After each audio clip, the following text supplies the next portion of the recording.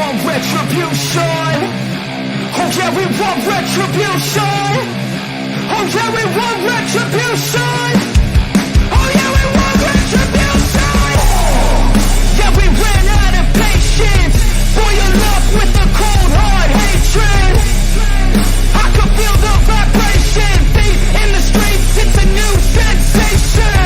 I wanna break faces on the pavement. I wanna make greatness look complacent. Adrenaline awakened, I can taste it. We can make an impact, grab and then take it. Like a disease, bring to their knees. No place for there to see.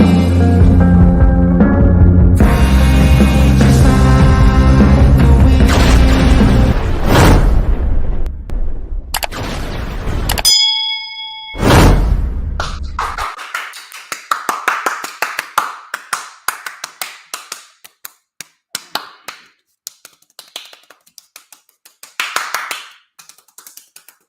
The road to WrestleMania is just starting to heat up, and the final pit stop on the road to WrestleMania is tonight from Montreal, Quebec, Canada.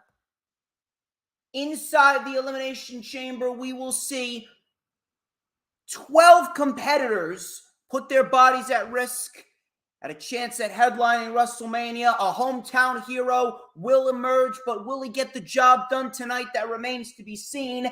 And with all that being said, it can only mean that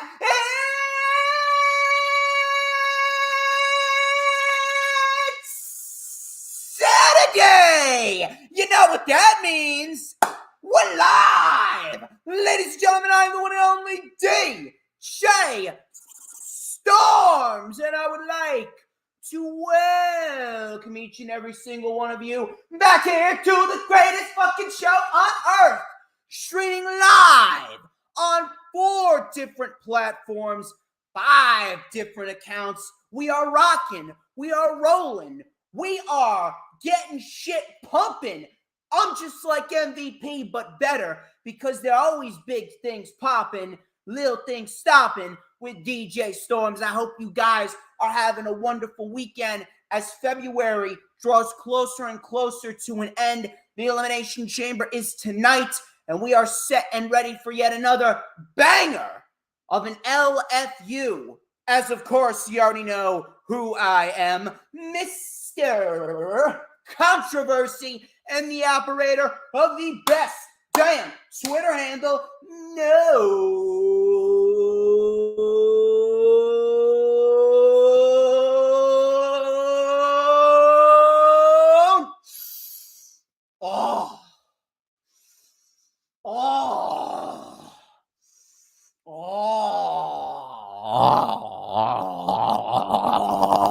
shit. Do you smell that? Do you know what that is? I'll tell you what it is. That right there is the smell of pure fucking excellence. Wait for it. Wait for it.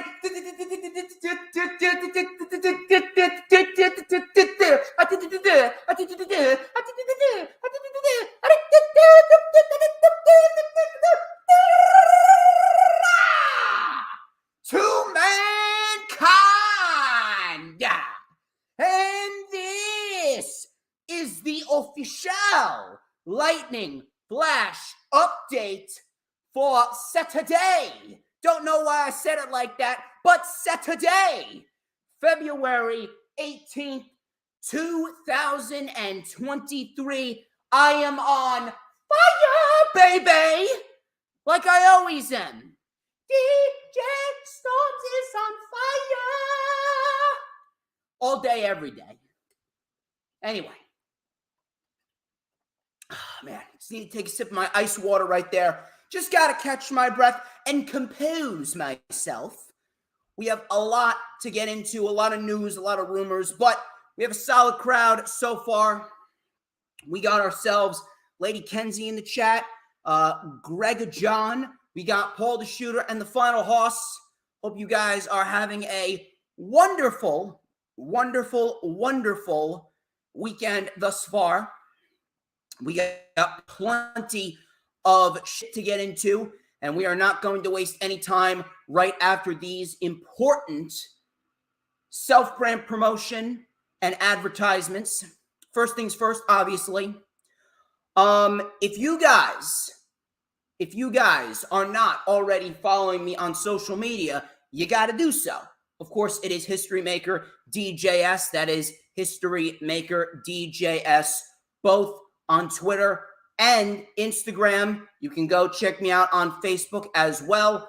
For collaborations and business inquiries, please send me an email. My email is, of course, StormsTakeOver@gmail.com. Please make sure that you like the official DJ Storms business page, and I made you send an invite to join the official DJ Storms Posse group on Facebook. That is, all of those links are in the description. We got Chad, Shradda, Raphael, and Didi in the chat as well. I hope you guys are having a wonderful weekend. Thank you all for coming on in. You guys are fantastic as per usual.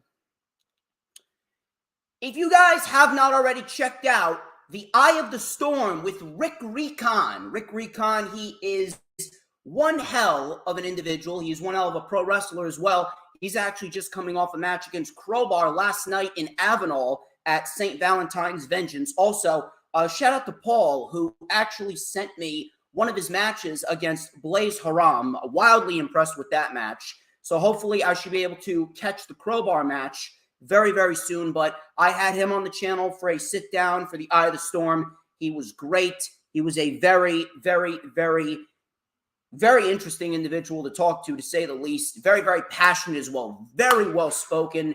And he offered a lot of great advice for people who are really looking to break into the industry. He talked about his journey, his goals, his aspirations, what we can expect from him. It was a great sit-down interview. So if you guys missed the Eye of the Storm, that link is in the description, as well as the link for the rundown for the Elimination Chamber 2023 with Robert of Philly Sports Talk Podcast and Tyler of the It's Still Real to Me podcast.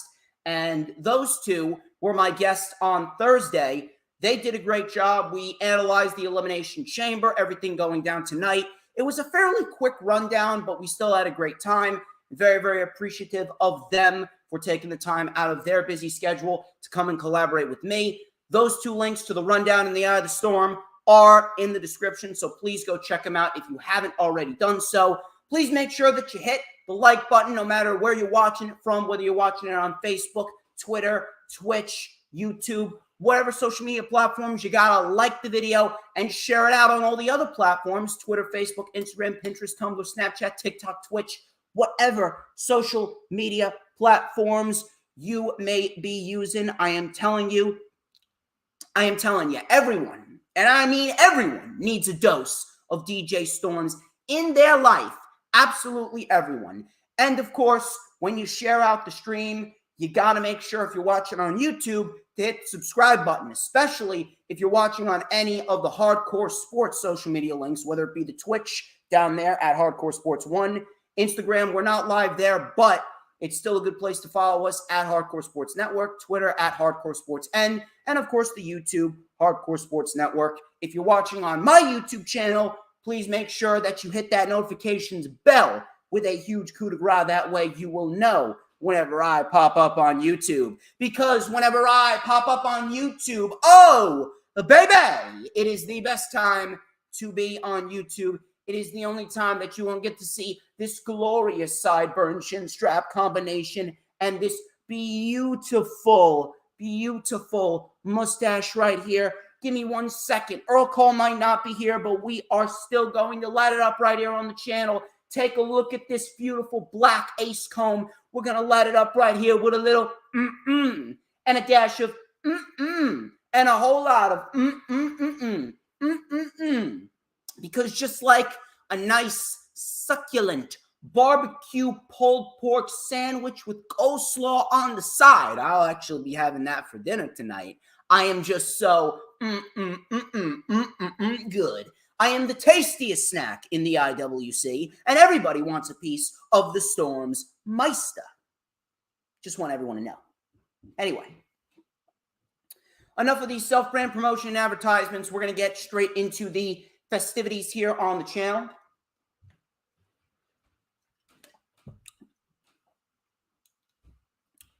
First off, I would like to send out my thoughts, my prayers, and my condolences to the Jarrett family because Jerry Jarrett, Jeff Jarrett's father, recently passed away this week at the age of 80 years old. So I would like to send out all my prayers possible, and my heart goes out to everyone in the Jarrett family. And I do have to say, I have an infinite amount of respect for Jeff Jarrett, especially after he went ahead and did the match that he was booked to do this past Wednesday on Dynamite. He could have easily said no.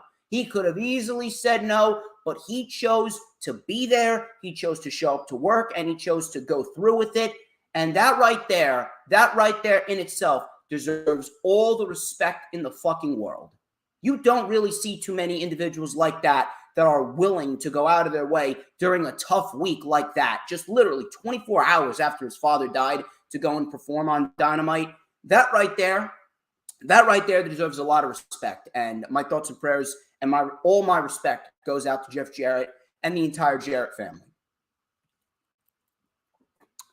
So why don't we start getting into some interesting news? This right here isn't really all that big of a news article to start off with, but I may as well because it was in the news. According to Fightful Select, EC3 has signed with the National Wrestling Alliance, the NWA. Not really sure how many people care, especially because Billy Corgan and whatever's going down with NWA, I'm telling you, that they are really not doing themselves any favors. They got a couple of decent guys over there, but for the most part, the creative direction of the NWA, Billy Corgan is legitimately Vince McMahon fucking 4.0. You got Kevin Dunn and Bruce Pritchard as Vince McMahon 2.0 and 3.0, and then you got Billy Corgan. He's legitimately Vince McMahon 4.0. Literally, all these fucking aging promoters are all the same. Jim Cornette's no better. Jim Cornette is pretty much the fucking podcasting version of Vince McMahon. He's a fucking cancer. I don't really give a shit about the NWA, but it was in the news, may as well have gotten it out of the way. EC3 is signed with the National Wrestling Alliance. I don't really care. I actually miss the old EC3. I really do miss the old EC3. The old EC3 in TNA, that was peak EC3. Moving on here, we actually got an interesting report regarding Carmelo Hayes. And Dave Meltzer, he discussed on Wrestling Observer newsletter that it has been batted around, the idea being batted around of Carmelo Hayes joining the Hurt Business. That has been a big discussion, but it is not a definite. However, there have been talks of Carmelo Hayes coming up to the WWE main roster. Now, rightfully so, Carmelo Hayes deserves to be on the main roster. I don't really understand why they're keeping Carmelo Hayes in NXT now. Although, I'm actually very excited to see the match with Braun Breaker. But if you're asking me, Carmelo Hayes should absolutely win the NXT Championship. Braun Breaker has seen his day as the NXT Champion. I do believe that we could embark on an entirely different journey, and a rather interesting journey at that, with Carmelo Hayes as the NXT Champion. And that right there feels like the best possible scenario, and probably one of the most special matches that we've had in NXT in quite some time. We have not had a big match in NXT in God knows how many years. Probably since Gargano and Ciampa one final beat and that cinematic match during the pandemic.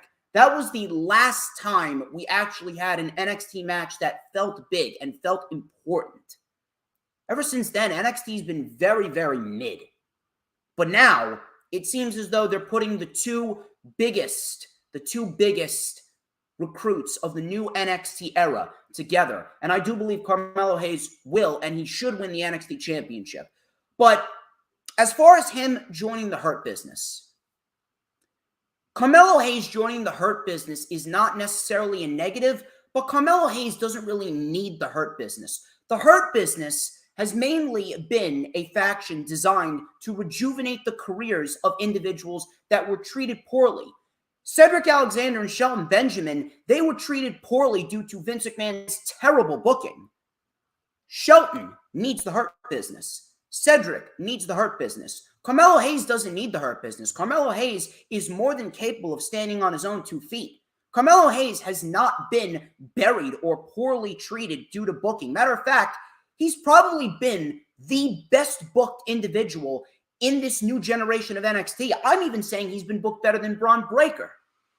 So I understand why they would want to pair them together, because it does make for an interesting pairing. But at the end of the day, Carmelo Hayes can stand on his own 2 feet. Carmelo Hayes, he doesn't need the Hurt Business. Now, it's not necessarily a bad thing. It's not necessarily a bad thing. However, it would kind of shackle Carmelo Hayes a little bit, if I'm going to be quite honest. I don't really want to say shackle, but it would kind of bring him down just a little bit, because you're putting him in a group in which there's already multiple talented individuals and multiple talented individuals that haven't gotten the opportunities that Carmelo Hayes has gotten. Carmelo Hayes right now is on his way to being one of the best recruits to ever come out of NXT, period. With the talent that he has and the makeup and the charisma and the look and the way that he carries himself, everything about Carmelo Hayes screams superstar, and he will absolutely be a bona fide success on the main roster. Why does he need the Hurt Business? It would be interesting. It wouldn't necessarily be a negative, but at the end of the day, Shelton and Cedric, they need the Hurt Business more, and they need the spotlight more, because their careers have been absolutely killed because of Vince McMahon's terrible booking. Don't really understand why they broke the Hurt Business up to begin with. But with Cedric and Shelton in the Hurt Business with MVP and Bobby Lashley, that right there is going to make those individuals that much more important. It's going to rejuvenate the tag team division. It's going to put a spotlight on them. And we can get some great matches with the Brawling Brutes and the Bloodline and the Judgment Day and God knows how many other factions, Imperium as well. Imperium. So moving on from that,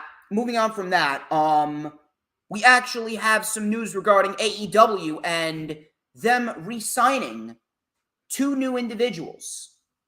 The Guns, Austin and Colton Gunn, they recently won the AEW World Tag Team Championships at Dynamite last week, and it has been confirmed by Fightful that they have recently signed multi-year deals with the company, and you know what? I'm very happy about that. The Guns are probably 2 of the individuals that have come some of the longest ways. Like the Guns and the Acclaimed, both of them have really come a long way. The Guns came in and they were very, very bland. They really weren't all too special. They came in as baby faces. The partnership with their father wasn't really working out all too well. They were just kind of there. They turned heel and they were just kind of still in the same position. And then they got paired with the Acclaimed, and you really started to see the Guns break out a little bit more. So with what the Guns have turned themselves into and how they've just morphed from really people that a lot of people would kind of look over and say, whatever, they're the Guns. Yeah, they're related to Billy Gunn, but I don't really think they're going anywhere. And now they're probably one of the best heel tag teams in AEW. They get real, legit, genuine heat, and they know how to come off as dickheads. They know how to come off as dickheads, which I very much appreciate. So I like the fact that they signed them to new contracts, because this right here, I honestly do believe that it is really going to help. It's going to help the tag team division. It's going to give the Guns an extra sense of motivation. And this year, I do think, is really going to be a breakout year for the Guns, if not already. I'm loving what the Guns are doing, so I'm very, very happy that they re-signed them. And, of course, they're the AEW World Tag Team Champions. Keeping with Fightful has reported on a lot of interesting scenarios. Fightful reported, specifically Sean Ross Sapp reported, that Chelsea Green and her performances with this new recent gimmick where she's being a quote-unquote Karen, it's actually received quite the positive reception from multiple WWE officials backstage. Chelsea Green has been showcased in some high-priority roles with the likes of Asuka, and she's been on SmackDown as well, tag teaming with Sonya Deville, and she has just been a thorn in Adam Pearce's side. Is it a little cringe? Yes. But is she playing it well? Yeah.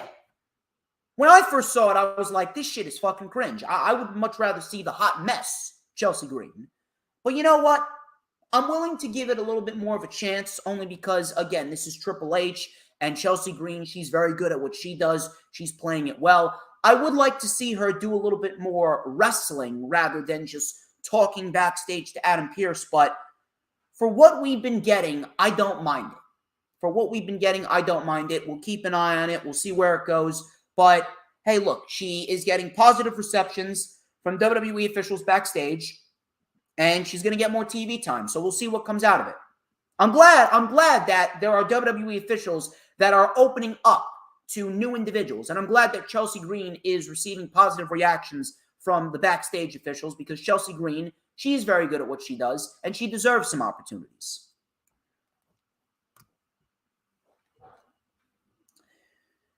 Switching gears here, Dave Meltzer, he reported that Triple H has reportedly given up on Baron Corbin's new gimmick, which is why they broke up the partnership with JBL.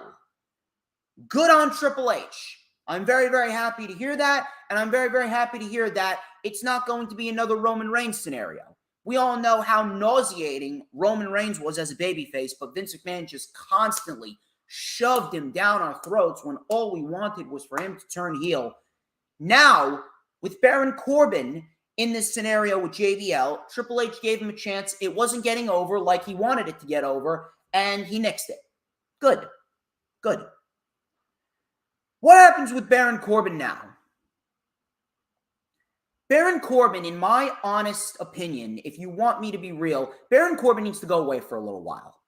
Baron Corbin has been so consistent on WWE television. He has never had a long, extended period of time where he has not been on television. It's very, very hard in this generation of pro wrestling to remain on TV consistently and stay fresh.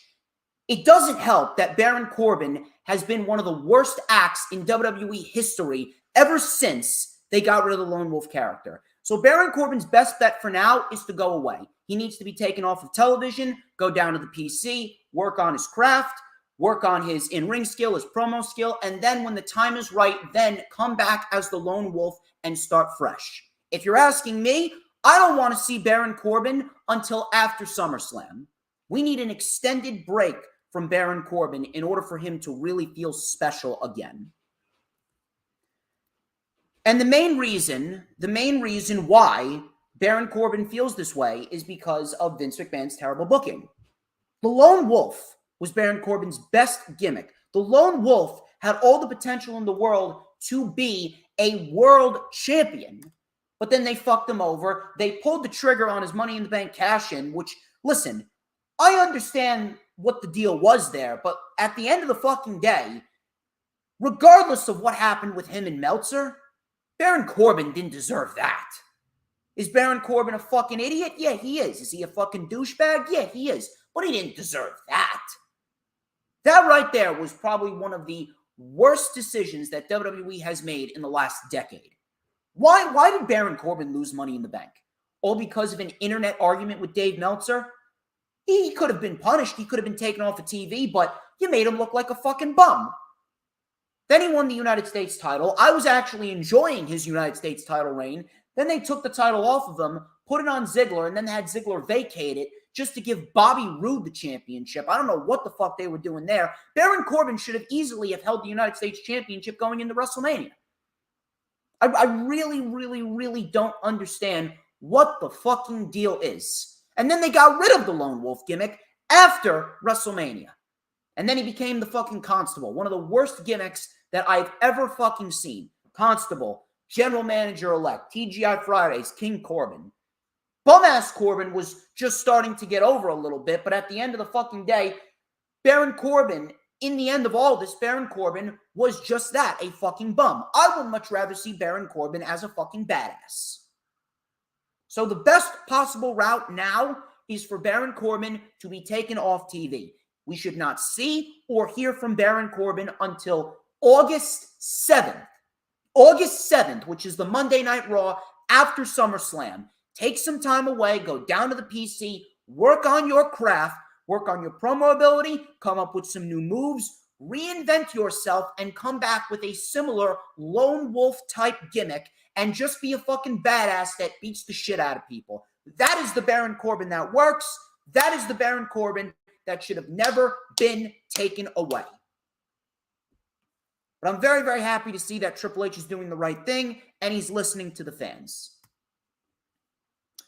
Sticking with Meltzer, we got another report from Meltzer. Meltzer has also reported that WWE has talked about, quote unquote, splitting up the Street Profits. Although there are no current plans to do so, it has been discussed by multiple individuals. Now, I don't mind them talking about it, but I would much rather them hold off on this. The Street Profits right now are just starting to heat up, and they have a lot of new tag teams that they could face. If you want to have them do the Shawn Michaels Diesel route or the FTR route or the Top Flight route, you can easily have Angelo Dawkins and Montez Ford be singles competitors. You can. You really can. But at the end of the fucking day, we don't need them to split up.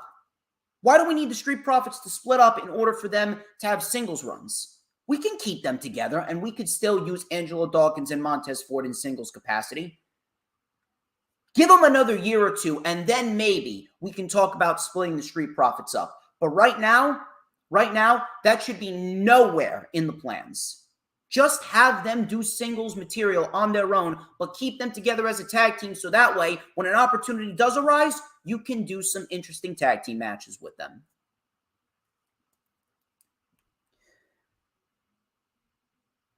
I'll keep you guys updated on what's going on with the Street Profits, but as of right now, it is going to be a just wait and see type of deal.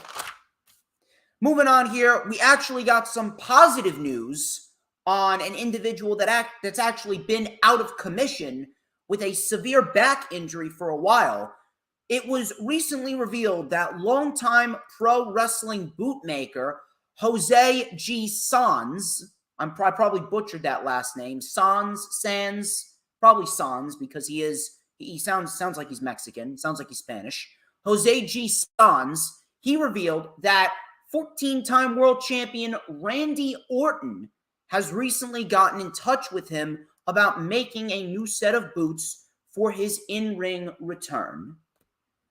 Now, I would like to believe that that is a positive sign because that means that Randy Orton will be back sooner rather than later. Randy Orton has unfortunately been sidelined with a severe back injury, which comes from 20 years, because he's been doing this for 20 years of taking bumps on his back, which is completely understandable. This is not just a one-time thing that happened and ultimately his career is over. No, this stems from 20 years worth of taking bumps on his back. But the fact that Jose, this bootmaker, he received word from Randy Orton to start making him a new set of boots for his in-ring return, that actually gives me some hope that we could see Randy Orton very soon. Do I think he'll be at WrestleMania? No. And to be quite honest with you, Randy Orton would really not fit too well into anything WrestleMania related other than a potential match with Matt Riddle. But Matt Riddle, I'm not sure what his progress is. He's been out of commission for a while, and he has been trying to better himself and get healthy, and I don't know what's going on with him and his girlfriend. Matt Riddle right now is a big question mark. Now, I do think that he's in a little bit of a better position than Randy Orton, but Matt Riddle, I've not received any word on when Matt Riddle's coming back, but the only match that would really make sense for Randy Orton at WrestleMania is a match with Matt Riddle. And Matt Riddle, we don't know when he's coming back. So I'm actually going to go with a prediction here. I'm actually saying that Randy Orton and Matt Riddle at that, I think that both of them are going to return the night after WrestleMania. I do believe that we're going to get RK Bro reuniting, and we are going to get a tag team title rematch for RK Bro. RK Bro is going to get their rematch for the tag team title. It's going to be RK Bro versus Sami Zayn and Kevin Owens, probably at the pay-per-view after WrestleMania. RK Bro are going to lose, and that is going to start the official build towards RK Bro imploding, and we're going to get Matt Riddle and Randy Orton at SummerSlam this year. That right there, for me, is the best route to go about it. I would reunite RK Bro for a short time, have them challenge for the tag team titles, lose, and then Randy Orton can turn on Matt Riddle, and we get the official implosion of RK Bro at SummerSlam this year. That's my prediction. We'll have to wait and see what happens. Going back to Dave Meltzer, he reported on an episode of Wrestling Observer Radio, he explained how there are a few WWE writers that are still in the belief, they're still in the camp that Vince McMahon's booking style is the only correct way to book a pro wrestling show because that's all they've ever known. Bruce Richard. Haven't done. Shawn Michaels. I'm sorry, I just have a very bad cough. Let me take a drink over here.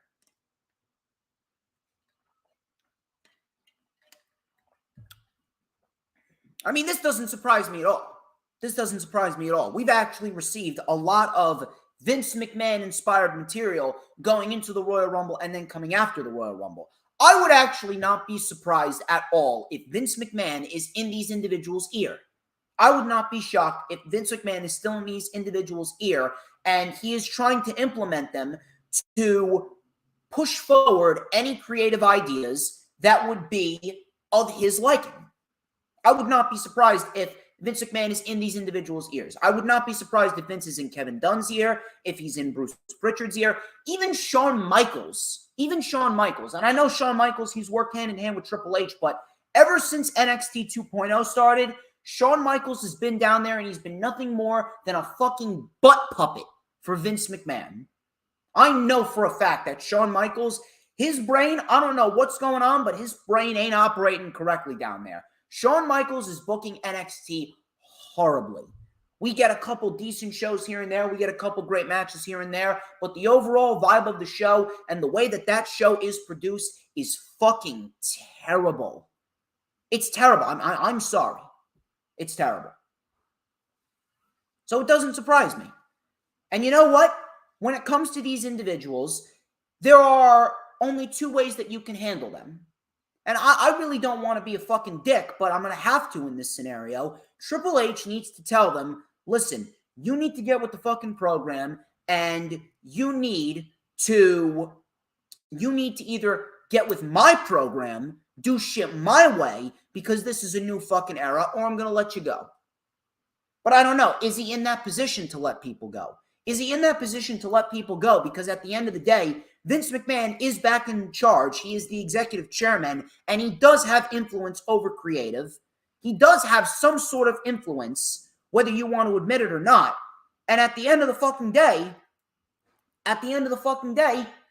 Vince McMahon could very well be keeping a hawk eye on Triple H. And if Triple H does one thing that he doesn't like, at least backstage, he can't do anything creatively, at least not yet. Vince cannot make his presence in creative known, but he does have influence. Triple H has more leniency with creative, but backstage, if Triple H does something that Vince does not like, Vince McMahon could easily pull the plug out from under him. And don't tell me that he can't. He absolutely fucking can. But I really would get these fucking people out of here if they still believe that Vince McMahon's booking style is the only way to book a wrestling show. It's not. Vince McMahon's style is the worst way to book a wrestling show, whether you want to admit it or not. Speaking of Vince McMahon,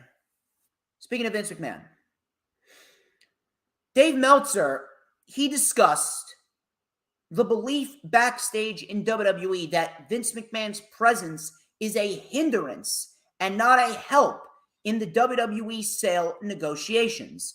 As the largest and most vital stockholder, he is also the key beneficiary financially if and when the sale goes down, and for that reason, forced his way into the process. I mean, no fucking shit. No fucking shit. It don't take a blind man to see that he's a hindrance. Of course, Vince McMahon is a hindrance. But here's the spoiler to everyone. He doesn't give a shit. He doesn't give a shit. He wants everyone to fall in line. And the reason why he forced himself into this scenario is because he is going to be the lead individual in pushing this sale forward because he wants to manipulate his way back in charge. Comcast has already denied the fact that they are going to be the top bidder for WWE. The company's worth what? $6.5 billion? Vince McMahon wants $9 billion, $10 billion. So at the end of the fucking day, it would not surprise me if the Saudis end up buying WWE. We could end up seeing Saudi Arabian stockholders buy WWE, and at the end of the day, they're going to let Vince McMahon back in charge. Why? Because they don't give a shit. They just want the WWE, and they want its form of entertainment. It's going to be a very, very, very tough scenario to handle. But at the end of the fucking day, I honestly do believe that the Saudi Arabians could very well be the top bidder at the end of all this. If Comcast is not willing to work with Vince McMahon and they're not willing to pay that much, now they could be willing to keep Vince in charge, but at the end of the day, they're not going to pay $9 billion. They'll only pay $6.5 billion.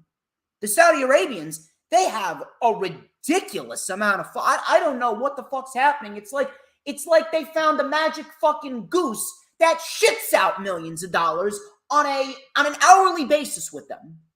I don't know how the fuck they have that much money. I don't know what the fuck they want to do with it, but I mean, holy fucking shit.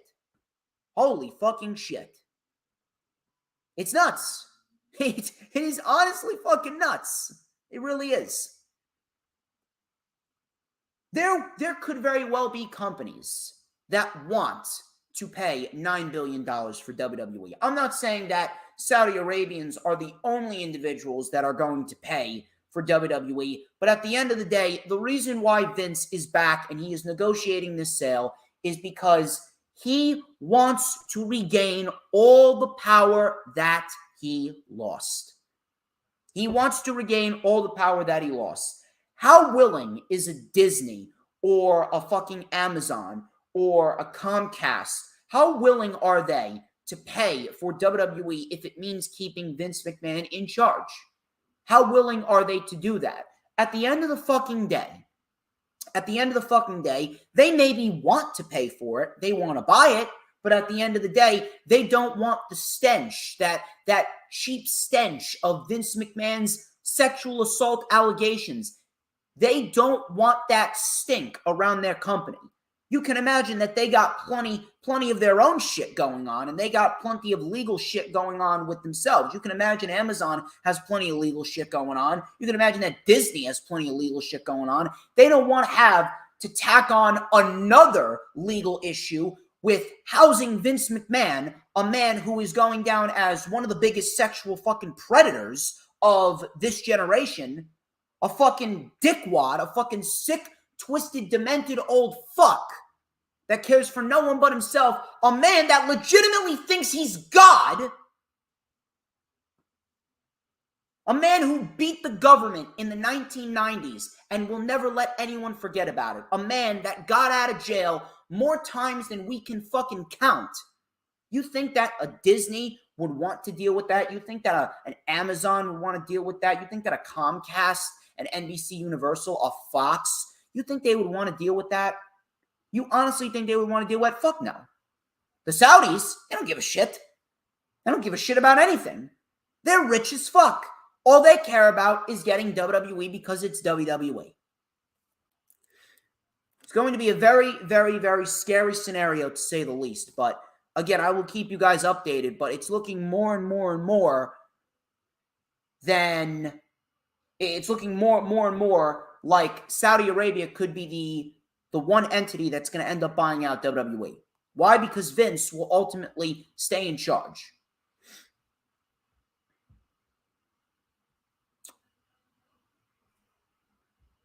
Tony Khan.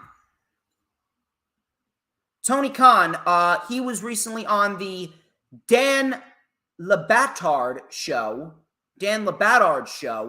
and he answered a couple questions. And he talked about how there is a real-life hatred. There is a real-life hatred between WWE and AEW. He said, and I quote, "Now, what's interesting is the story that is the most real, the most intense, and the most hatred in all of pro wrestling is that between the two wrestling promotions, AEW and WWE. I think we truly, truly hate each other."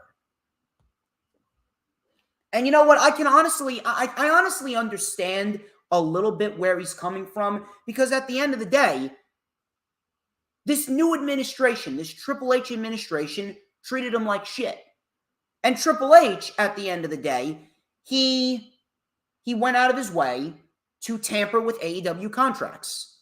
Tony Khan even confirmed on the show, previously noted on the Dan Le Batard show, Tony Khan, he discussed the alleged contract tampering, and he said that multiple individuals came to him, including Young Bucks and Kenny Omega and Chris Jericho, probably Swerve Strickland as well, Keith Lee as well. They probably came to him and discussed, hey, they're trying to tamper with our contracts over here.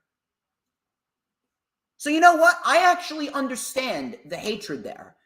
But if I'm going to be quite honest here, I think he's getting a little too ahead of himself, Tony Khan. And here's why I say that. I truthfully believe that Tony Khan hates WWE because of what's going on and how they tried to tamper with his contracts. That I understand, but I don't believe Triple H fully hates Tony Khan. Triple H hates his father-in-law. Triple H hates his father-in-law because his father-in-law hated him. My guess is Triple H went out of his way to contract tamper because of what happened with NXT. Triple H realized what happened with NXT and how Vince McMahon just fucking killed it. He killed his own creation, and Vince McMahon just wanted to do everything in his power to embarrass Triple H and get back at Triple H for upstaging him. You never fucking upstage me. I am the almighty Vince. I am God. And he killed NXT. I feel as though Triple H was a little blinded by his rage and his frustration towards Vince McMahon for killing NXT, that he went out of his way to try and contract tamper because he was desperate. That's just how I see it. I don't believe Triple H truthfully hates Tony Khan. He just hates Vince McMahon for fucking over his creation and releasing all of these individuals that could have easily been the next in line, and he realizes that the WWE roster right now is not where it needs to be, and it could be a hell of a lot better, and he tried to go out of his way to contract tamper. And listen, I love Triple H, and I think Triple H has been doing a very good job since taking over, but I don't think contract tampering is the best possible way to go about it. Do I believe Tony Khan truthfully hates WWE? I believe that there is some resentment there, but I think he's over-exaggerating it a little bit. I think he's over-exaggerating it just a little bit because he just wants to get people talking. He just wants to get people talking, and to me, listen, I like a petty Tony Khan. I think that petty Tony Khan can be very hilarious, especially after he called out Ariel Helwani. Fuck Ariel Helwani. Ariel Helwani has proven to be a WWE fucking dick rider for God knows how many years. Dana White was always right about Ariel Helwani.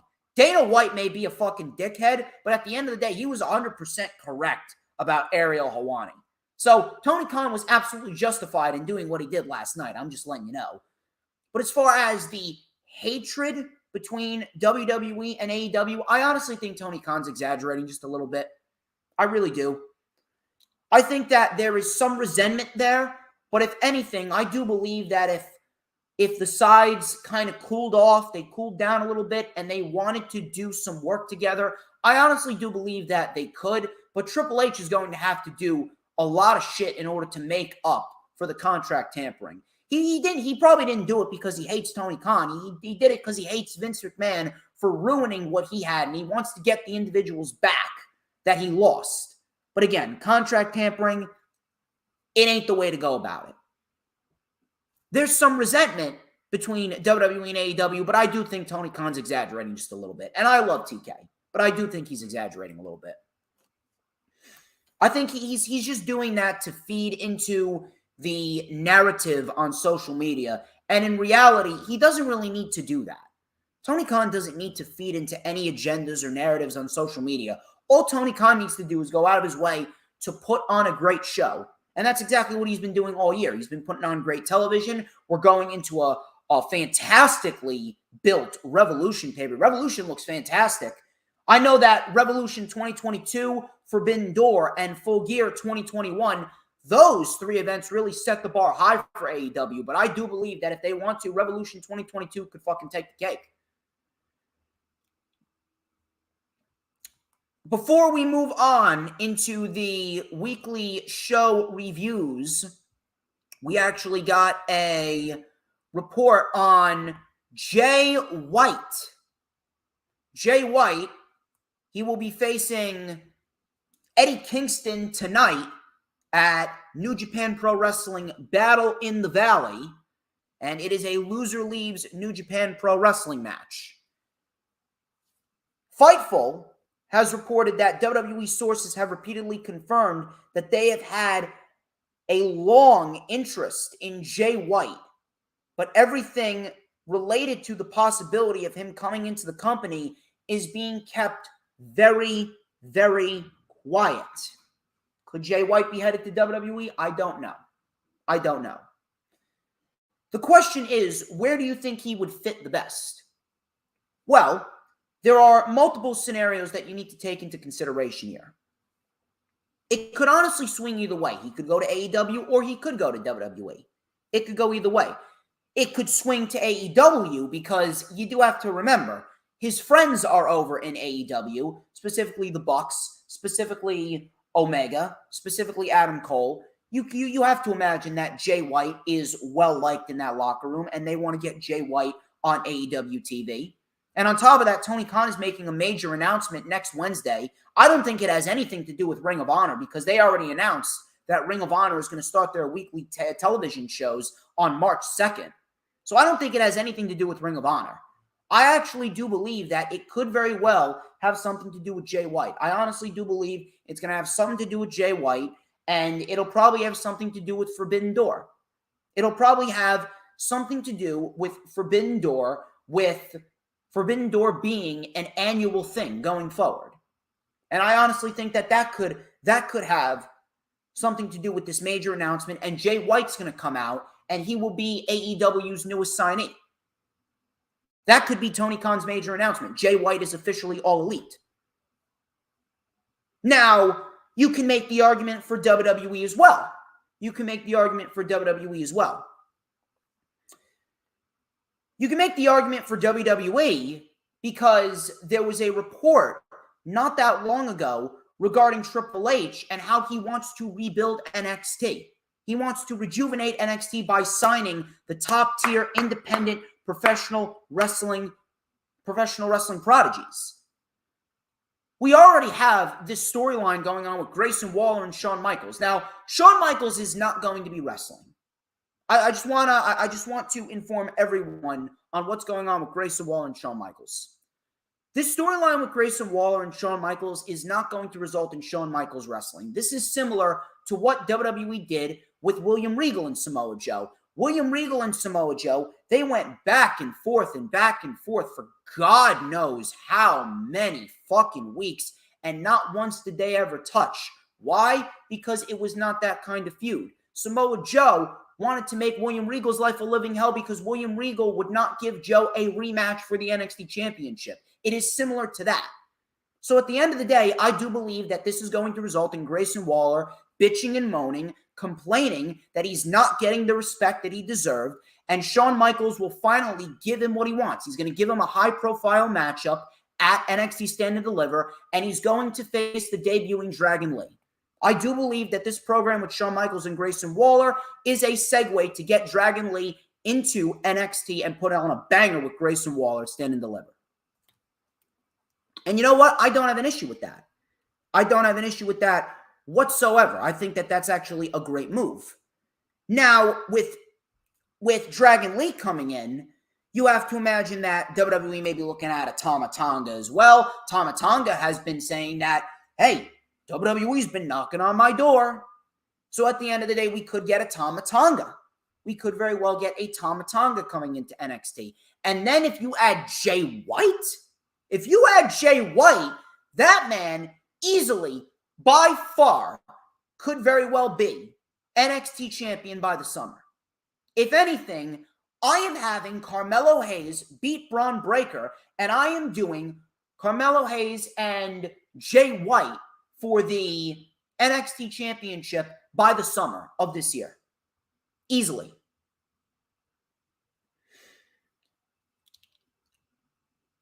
It is going to be a very, very interesting scenario to keep our eyes on, because which way does Jay White swing? Does he swing to AEW because his friends are there? But then again, you have to ask the question, will he be able to survive in AEW, and will he not get lost in the shuffle? Where is Jay White going to fit? Could they put him in Ring of Honor? Or does he go to NXT? Now, if he goes to NXT, he's automatically going to be number one in NXT. They'll get him ready for the main roster. They'll give him the NXT championship, and NXT could be on the road to rehabilitation. And then ultimately, he will get called up to the main roster. And when the time is right, we're going to see Jay White in high-profile matches on the main roster. It is definitely something that is going to be a rather interesting scenario that we're going to have to keep our eyes on. Where is Jay White going? Right now, I cannot tell you. I don't know. It's a very, very, very unpredictable situation. But I would not be surprised. I would not be surprised if he does go to WWE. I would not be surprised if he does go to WWE, because with WWE, like I said, he will automatically be number one.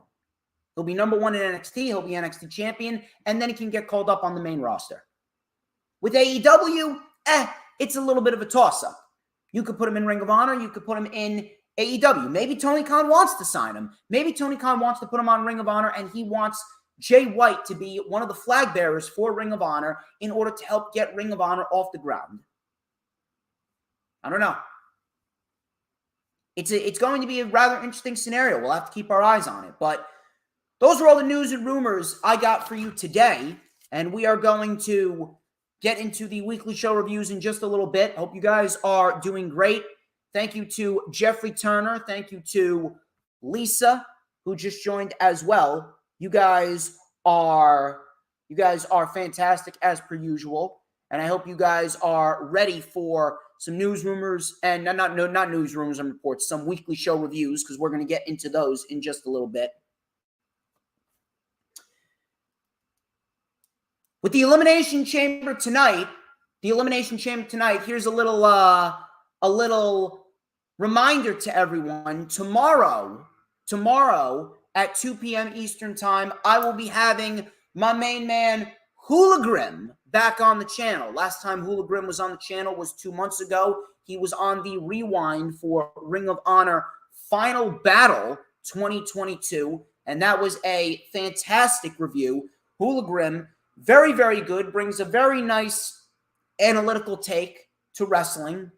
I like what he brings to the table, and I'm very much looking forward to having him back on the channel tomorrow for the rewind for the Elimination Chamber. So mark your calendars for tomorrow, 2 p.m. Eastern Time. It's another busy brand weekend.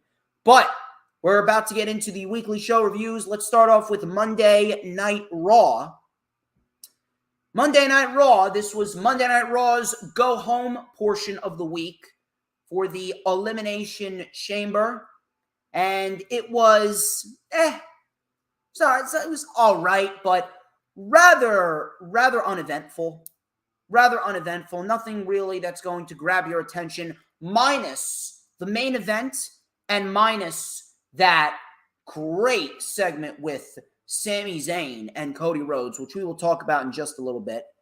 But Monday Night Raw, I don't want to say it was horrible, but it just was very, very lackluster. Not very newsworthy whatsoever. But Monday Night Raw kicked off with Becky Lynch. Adam Pearce was in the ring too.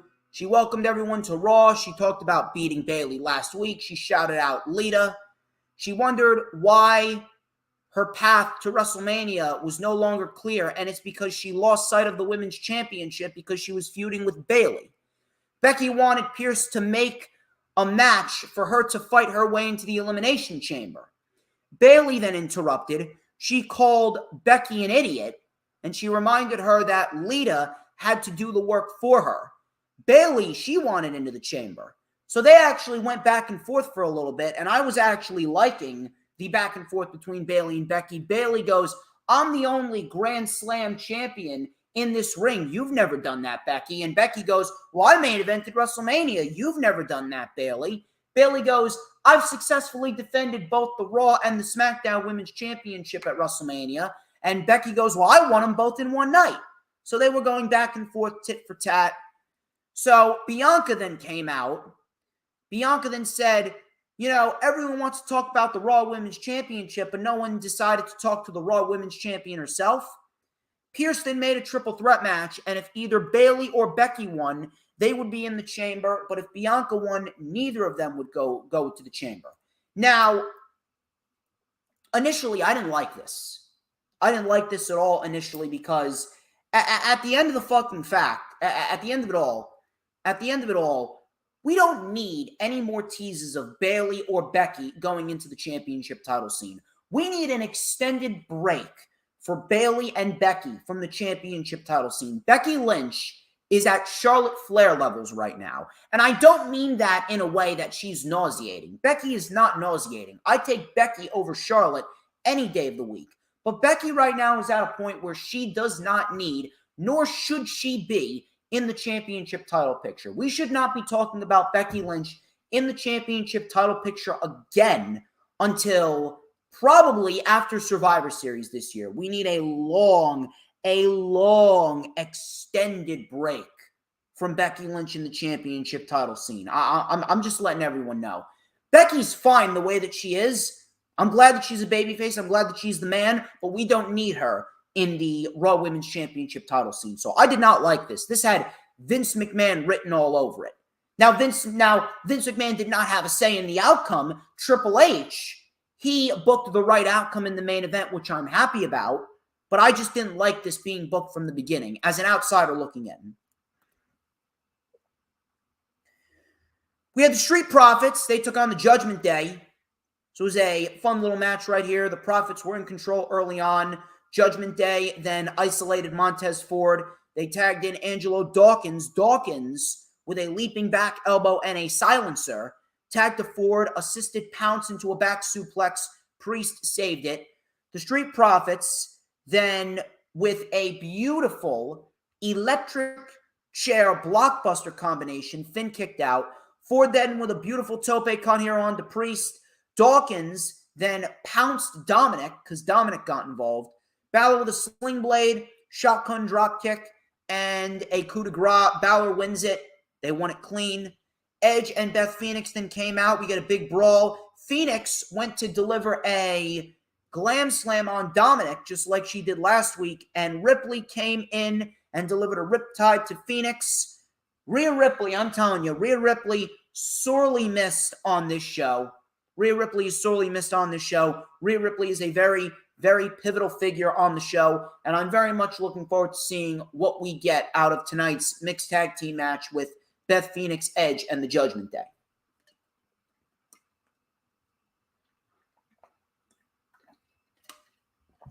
Pierce came back out. So Adam Pierce had a pretty busy night.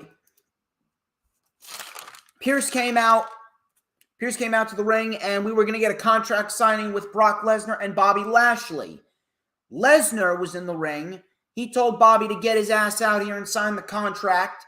Bobby came out with his own security guards. He brought out his own table and his own chair, and he sat in the chair. Lashley said, "This is not the Brock Lesnar show. You roll out the fancy red carpet for Brock." He was obviously trashing Adam Pierce. The crowd was chanting Suplex City. Lashley then put his feet up on the desk, and Lashley said, "You know what? I don't know if I want to sign it." The crowd was then chanting "Bobby's scared," which made Lesnar laugh. Lesnar then threatened to beat Lashley unconscious. Lashley then said, "I don't think you have the balls to." So Lesnar destroyed the security.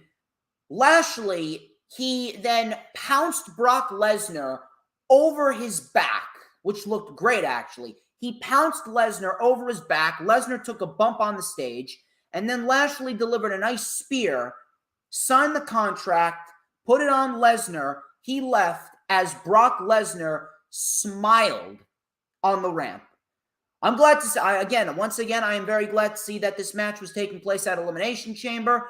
This was okay for what it was. Nothing I'm going to go back and rewatch, but it was not bad. Brock Lesnar, I'm happy to see Brock Lesnar selling the shit out of Bobby Lashley's moves, and we're going to see how this match turns out. And that's pretty much it.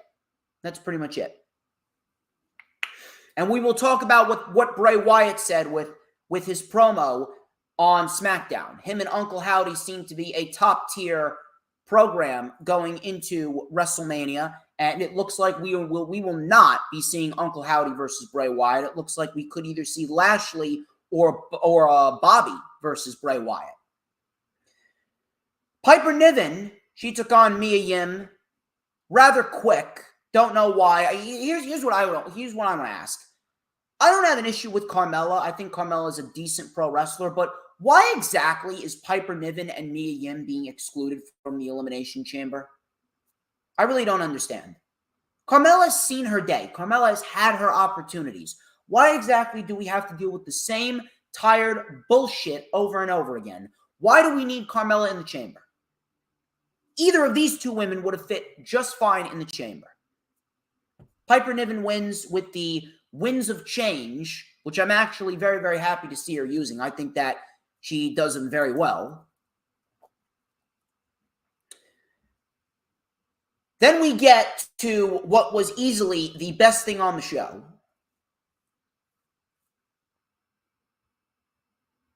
We got Sami Zayn invading Raw. Crowd went nuts. Sami then wanted to talk to Cody Rhodes. And this was a brilliant strategy right here. Cody Rhodes indeed came out, and the crowd was singing his theme song. Beautiful, beautiful thing to hear. I hope to get that going forward. Cody asked what he wanted to talk about. Sami Zayn then talked about Cody's promo with Heyman last week and how it could be Cody Rhodes versus Sami Zayn at WrestleMania. Now, Sami wanted to know, is that just lip service, or do you actually believe that I can beat Roman Reigns? Cody said, "I meant it." The crowd chanted, "This is awesome." And the promo didn't even get started. The crowd was chanting, "This is awesome." Cody said, "I don't think this is about what I believe. This is about what you believe. Do you believe you can defeat Roman Reigns?" Cody then sat and listened. Zayn said, "You want the truth?" Crowd was chanting, "Ole, ole, ole." Sami then said, "I don't know." He talked about how he was in the trenches with the bloodline, and he talked about how Roman always finds a way. He was getting emotional. How he was talking about how Roman seems to get better as the weeks go on. He has seen guys bigger and stronger than him fall. Am I supposed to believe that Sami Zayn can take down Roman Reigns after all this time? Sami Zayn then said, if you ask me if I'm capable of beating Roman Reigns, I believe that. Because if I don't believe that, nobody else will. But do I actually think I will win? I don't know. Cody looked confused. He then said, you don't know. I think everyone here knows. And I think that your hometown of Montreal knows. Cody then said, I watched Roman Reigns from when he became champion, but there is dissension in the bloodline, and that is because of you. The idea of Roman losing is because of you. You want to say Roman is God mode. Well, you can print it and put it on a t-shirt. It looks real nice, but Roman Reigns is a man, Sammy. Crack him open and find out for yourself. Michael Cole said, when I won the Royal Rumble, he said, finish the story. Finish the story. Finish the story. I intend on finishing my story. You need to finish yours. But one more thing. I don't want to see you next Monday because I would rather see you at WrestleMania. Absolutely fucking incredible. Incredible. The real, genuine, raw emotion that just oozed off of Cody Rhodes and Sami Zayn in this promo. That right there was something to behold. That right there was something to behold. And it's a brilliant strategy because now this makes Cody Rhodes into an even more sympathetic babyface. Because at the end of the day, Sami's not winning. When Sami Zayn loses, and Sami Zayn, he's going to lose. Sami Zayn's lost. Now, people are going to rely on Cody to get back at Roman because Cody was on the side of the fans. Cody was on the side of the fans because he wanted Roman Reigns to lose to Sami Zayn. Sami didn't get the job done because of what happened with the bloodline. Now, people are going to back Cody in order to get back at Roman for Sami. And on top of that, you know what this promo did? This promo solidified a bona fide program, a monstrous program, a fantastic program, feud, and match with Sami Zayn and Cody Rhodes at some point this year. We will get Sami Zayn and Cody Rhodes at some point this year. It's not going to be now, but it will happen some point this year. Absolutely fantastic promo by Cody Rhodes and Sami Zayn. Now, Cody Rhodes is going to have to go into WrestleMania, and he's going to have to fight Roman Reigns, and now the crowd is going to want Cody Rhodes to get back at Roman Reigns for Sami. It's going to be great. Baron Corbin, he was having an interview, and he was ragging on Cody Rhodes, talking about his father, talking about his dog. Cody Rhodes then attacked Baron Corbin, brought him out to the ring, told the ref to ring the bell. Cody was wrestling in suit pants like it was nothing. Cody Rhodes won with the Crossroads within 3 minutes, and Baron Corbin is just as we depicted him to be, a bum. An absolute bum. Like I said before with Corbin, I honestly do believe Corbin needs to go away. Corbin needs to be taken off of TV. He needs to be sent down to the PC, work on his craft, and develop new mic skills, develop himself, and we should not see Baron Corbin until after SummerSlam. Because if we're going to be quite honest with you, and I didn't mention this before, where does Baron Corbin really fit in this current era of WWE? There are so many individuals who are ahead of him.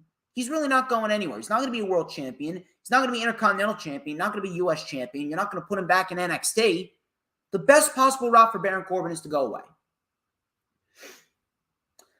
Natalya, Liv Morgan, and Raquel Rodriguez versus Asuka, Carmella, and Nikki Cross.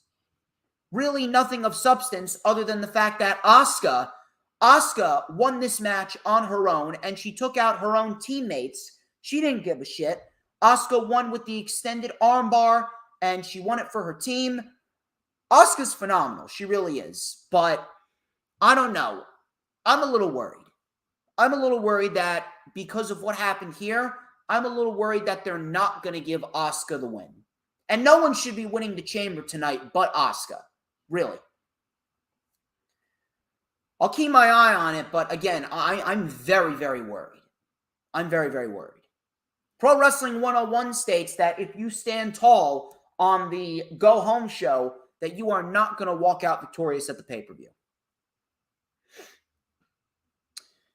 Bronson Reed versus Mustafa Ali. Bronson Reed absolutely destroyed Ali. Ali sold the shit out of Bronson Reed's moves.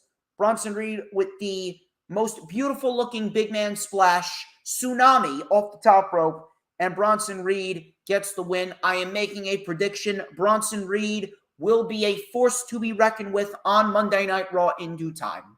Bronson Reed's going to be a fucking monstrous force to be reckoned with. Is he going to win the U.S. title tonight? I don't know. I wouldn't have him win the U.S. title. Not yet. And the reason why I say not yet is because, like I stated on the rundown, the U.S. title has been passed around a lot. The U.S. title has not had a solid holder, and a solid holder that has been getting legit credible wins to make himself into a credible champion. Gunther has done that with the Intercontinental Championship. But the U.S. title, that went from Lashley and then to Rollins and then to Theory. Theory is the U.S. champion right now. Theory needs to remain the United States champion. Think about Austin Theory coming out of WrestleMania, and at the end of the day, after WrestleMania, he would have victories over Seth Rollins, Bobby Lashley, the Elimination Chamber, and John Cena. Think about how credible Austin Theory would look after that. Think about how credible Austin Theory would look after winning all those matches, remaining the United States champion. That would make Austin Theory into one of the most credible guys on Monday Night Raw, and it would make the U.S. title feel important. That is what we need. Austin Theory, he should not be losing that title until after WrestleMania. We need a solid reign for a guy like Austin Theory. Miz TV, he had Seth Rollins on the show. Seth Rollins was wearing Mario boots, legit, these big-ass looking Mario boots. Listen, I love Seth Rollins, but holy fuck, did these boots look fucking horrible. What the fuck was he wearing? So the crowd was singing his theme song. Miz wanted to talk about Logan Paul. Rollins said, "Shut up, Mike." The crowd chanted, "Shut up, Mike." He then talked about Logan Paul. He said, "I have loved this business and I've always wanted to be on WrestleMania, but Logan Paul doesn't care. All he cares about is lining his pockets. He doesn't deserve me saying his name in this ring, and he needs to have his teeth knocked in." Seth then called the Miz stupid. Miz then said he's not. Rollins asked Brooklyn if Miz is stupid. They said yes. Miz then mentioned how he headlined WrestleMania, but Rollins didn't, and that's because of Logan Paul. Rollins then popped the Miz with the chair. Austin Theory came out. Miz with a wrecking ball dropkick. Rollins then with the stomp with the big Mario boots. And then Theory came in with the A-Town down, and he stood tall. I'm going to be quite honest with you. This was actually not that bad of a segment. And I do believe that what made it better was the fact that Miz was more serious. Serious Miz is a great Miz. When Miz is serious and Miz gets underneath someone's skin, that right there is great television. And that's exactly what we got here with Seth Rollins. Miz was trying to stir the pot with Logan Paul. Rollins saying how he's passionate about this sport and he lives for moments like WrestleMania. Logan Paul only cares about lining his pockets. Logan Paul doesn't deserve my name being mentioned in this ring. Logan Paul does not deserve anything but an ass kicking. I like that. And you know what? Logan Paul and Seth Rollins, that's going to be a fucking banger. It'll be a fucking banger of a match. We then get Miz versus Rick Boogs, and Miz tried to weasel his way out of the match, but no chance it was going to happen. Boogs, he wins with the military press power slam, and Rick Boogs is doing some good shit. And I would like to see Rick Boogs a little bit more on Monday Night Raw. Matter of fact, I'd like to see Rick Boogs versus Austin Theory sometime after WrestleMania. I think Boogs could be a great challenger for Austin Theory. People love Boogs. He's great. Bianca Belair. Bianca Belair, Bayley, and Becky Lynch. We get a triple threat match. And this was a pretty good main event.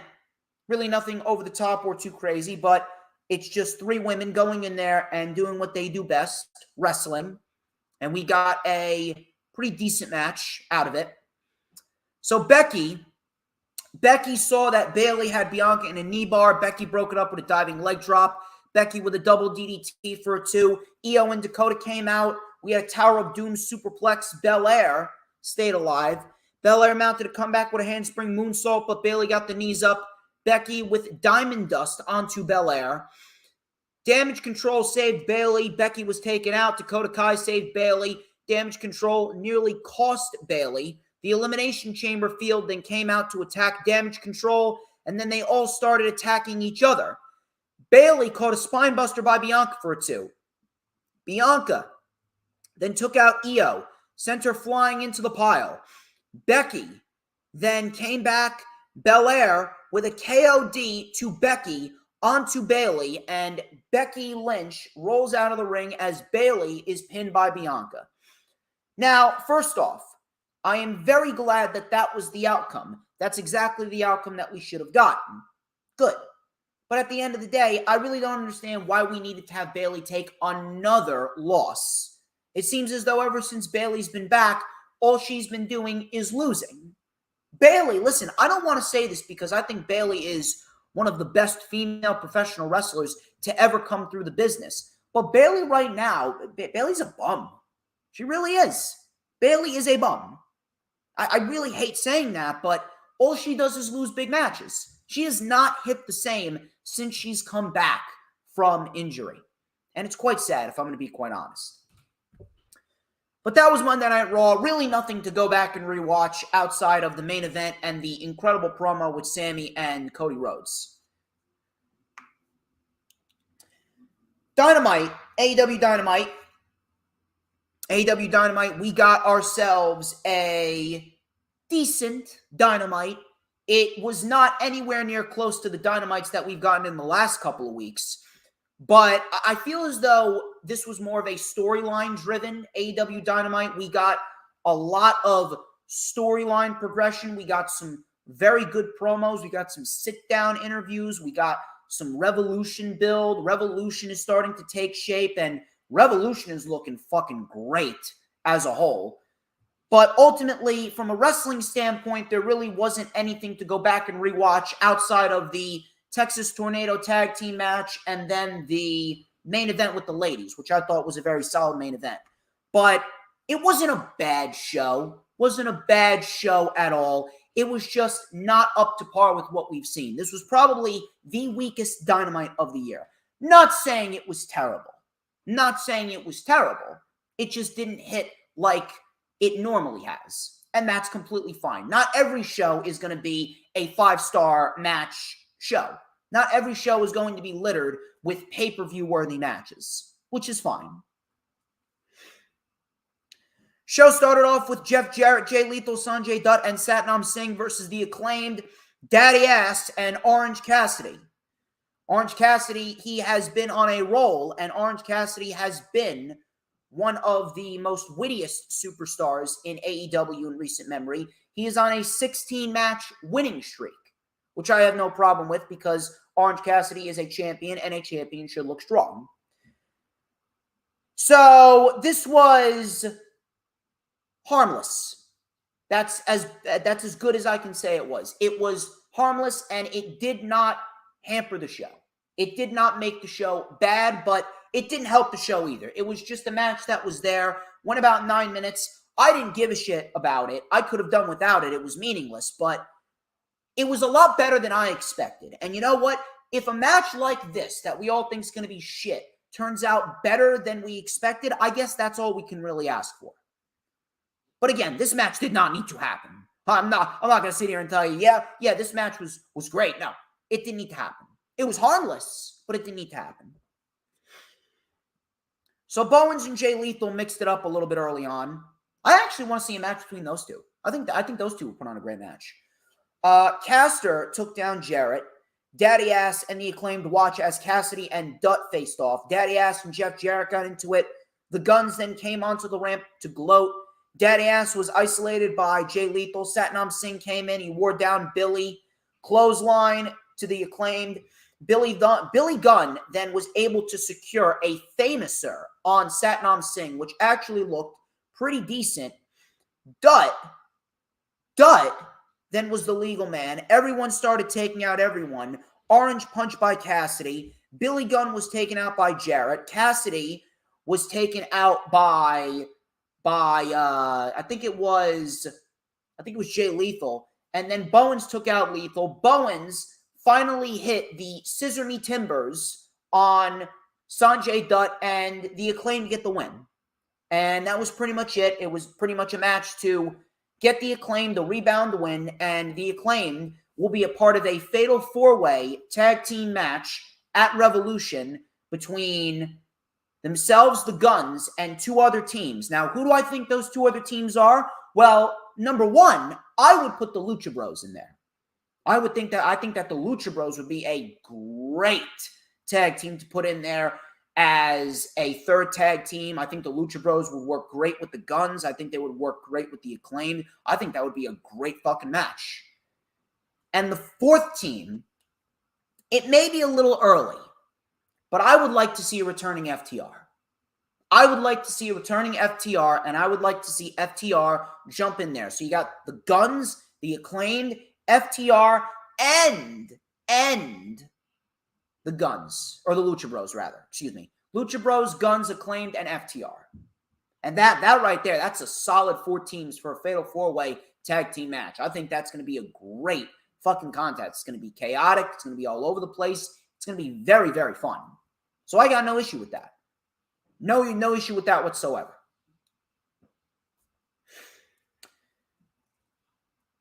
Easily the best match on the show for me, Claudio Castagnoli and Jon Moxley versus Roosh and Preston Vance, Texas Tornado Tag Team match. This was very, very fun. This was fun. This was all over the place. This was chaotic. Exactly what it needed to be. And everyone looked good here. This was probably the best that I've seen Preston Vance look. So you know what? Good on them. So we got a brawl on the ramp. It was pretty much all-out melee. Claudio came in out of nowhere with a flying uppercut. Moxley got some chairs. Vance was then sent shoulder first into a chair. We had a tope suicida by Moxley onto Roosh, and then Claudio was on the apron, and this was actually a nice spot right here. Preston Vance dove through the ropes with a spear on Claudio, and they all fell onto the pile. So Preston Vance trying some new moves, which I don't mind. Preston Vance trying some new moves. We had everyone down. We had La Facción and Gobernales pretty much burying Claudio Castagnoli in the rubble. They buried him under chairs, buried him under a table.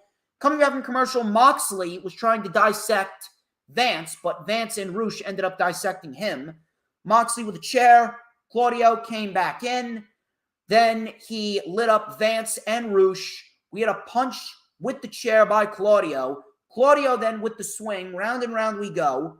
Cover. Roosh saved the match. We had a spin heel kick by Roosh on Claudio. Cutter by Moxley on Roosh. Discus lariat by Preston Vance on Moxley. Cover. Moxley kicked out.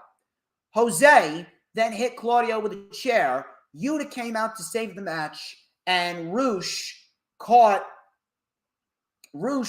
caught with a spear by Claudio. Vance saved the match.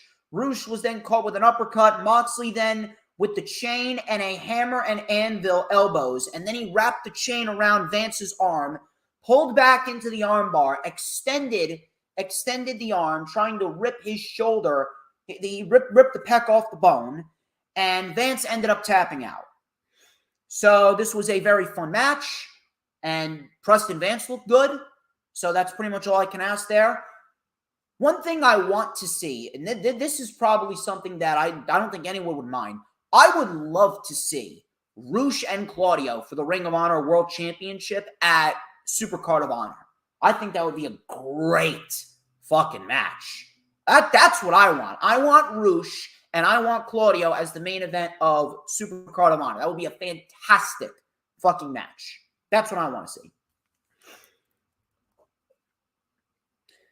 We had a sit-down interview with Wardlow, and this was actually pretty decent. I actually thought that this was a great sit-down interview with Wardlow, and if anything, I want to see more of this shit. More sit-downs with Wardlow. I think Wardlow is a very well-spoken individual. He knows how to carry himself. He's genuine. He's real. And what we got here was another layer to this story with Samoa Joe and Wardlow. So JR sat down with Wardlow. He talked about sharing his story with his father, with Samoa Joe, and how his father re-entered his life as a young adult, and they had a father-son relationship for the first time. And then all of a sudden, he got a call that his father had stage 4 cancer, and he laid in a hospital bed on hospice. And he actually got to make it to the first ever indie event that Wardlow worked. He then promised to be a champion for his father. And after he passed, he never grew his hair out and he never grew his beard out. But after cancer took that away from his father, he grew it out. And that was his connection with his father. Joe knew that, but he didn't give a shit. Joe took that away from him. Wardlow said, Joe, you have survived everything and every monster and every company that you have been through, but Joe, you will not survive me. I like it. I like it a lot.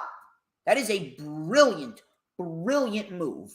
This not only adds another layer, but it adds sympathy towards Wardlow and gives the crowd another reason to invest in Wardlow. It gives the crowd another reason to invest in Wardlow, to get back at Samoa Joe, and hopefully, which I do expect him to, win the TNT Championship. It's a great move. Now, after he wins back the title, I don't want to see him losing that fucking title until fucking November. I don't want to see him losing that title until the fucking fall. We should not have any fucking discussion about Wardlow losing the TNT title until he surpasses 200 days. I don't want to hear a single thing out of anyone. Plain and simple. But this was a great sit-down. This was a very good sit-down. We got Josh Woods versus Mark Briscoe. And Mark Briscoe and Josh Woods, I got to say, Josh Woods is growing on me. I got to say, Josh Woods is growing on me. I wasn't really too big on Josh Woods, but I actually like this partnership with Tony Nese and Ari Daivari. I think this is a great partnership. I think they look good together, and I think Woods, he's actually a very good pro wrestler. I really do. And Mark Briscoe, how good is Mark Briscoe? This match was just made out of thin air, and we actually got a pretty decent little match over here. Mark Briscoe, it seems as though Mark Briscoe can have a great match with anyone. It's a very, very, very, very good match here. And the Lucha Bros, they ended up taking out Ari Daivari and Tony Nese, so it was one-on-one. Woods came in with a corkscrew suplex on the floor. So Josh Woods was wearing down Mark Briscoe. Coming back from commercial, Mark Briscoe was caught with an exploder suplex. Briscoe came back with a boot, cannonball over the top with a chair as leverage over the top rope onto Woods. Briscoe then with a razor's edge for a 2. Woods with an O'Connor roll German suplex, beautifully done. That got a 2 count. Powerbomb and a V-trigger. Enziguri by Briscoe. Death Valley driver on Woods. And then Briscoe with the diving elbow drop. And Mark Briscoe gets the win. I love watching Mark. Mark Briscoe's a fucking joy to watch.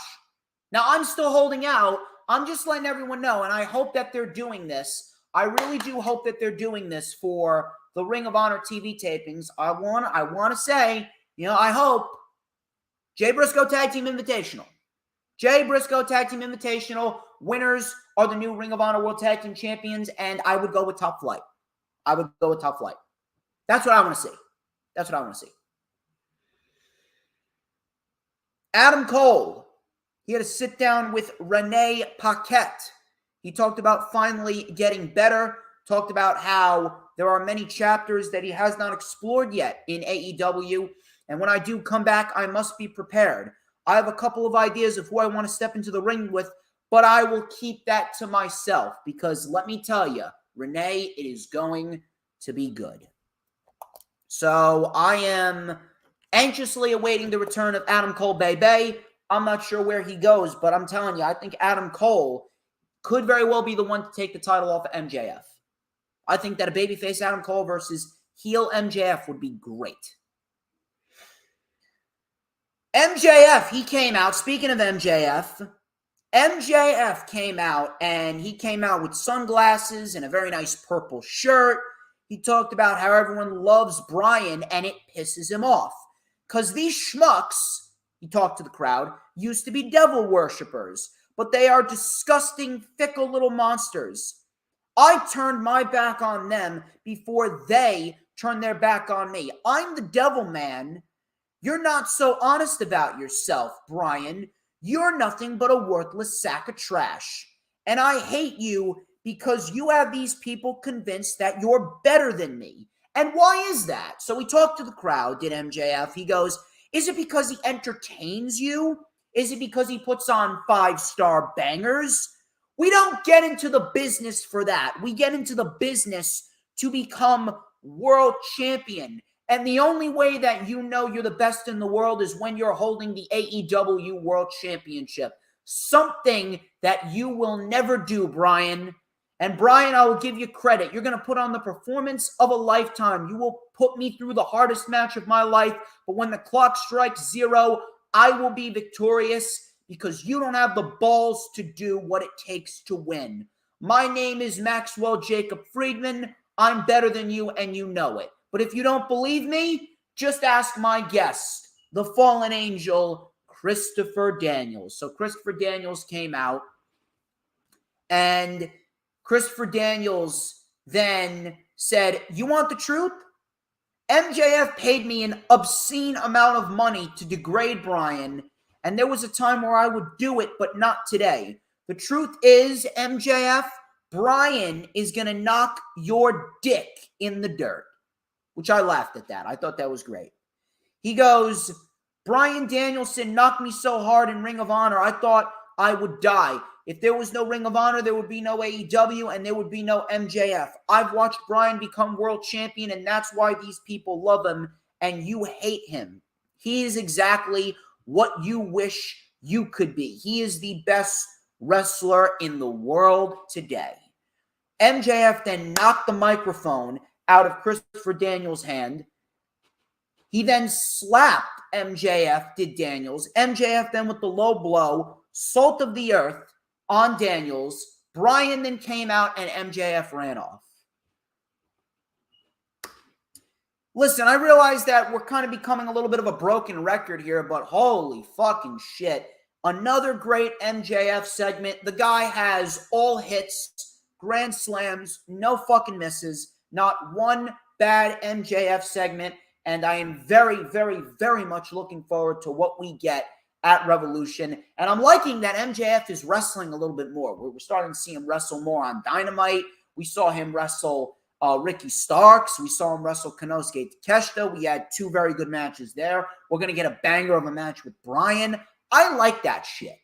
I'm liking that MJF is really starting to get a little bit more exposure in the ring as well. But this segment was great, and we are going to get yet another great world title defense with Bryan taking on MJF, and MJF will inevitably win the match. Jungle Boy, he took on Brian Cage, Get a decent little match here with these two. I prefer their first match, but this was still a very good match. Jungle Boy with 2 tope suicidas on Brian Cage. This was a great spot right here. This was probably one of the best spots of the night for me. The spot of the night for me, Jungle Boy went for a tope con hero.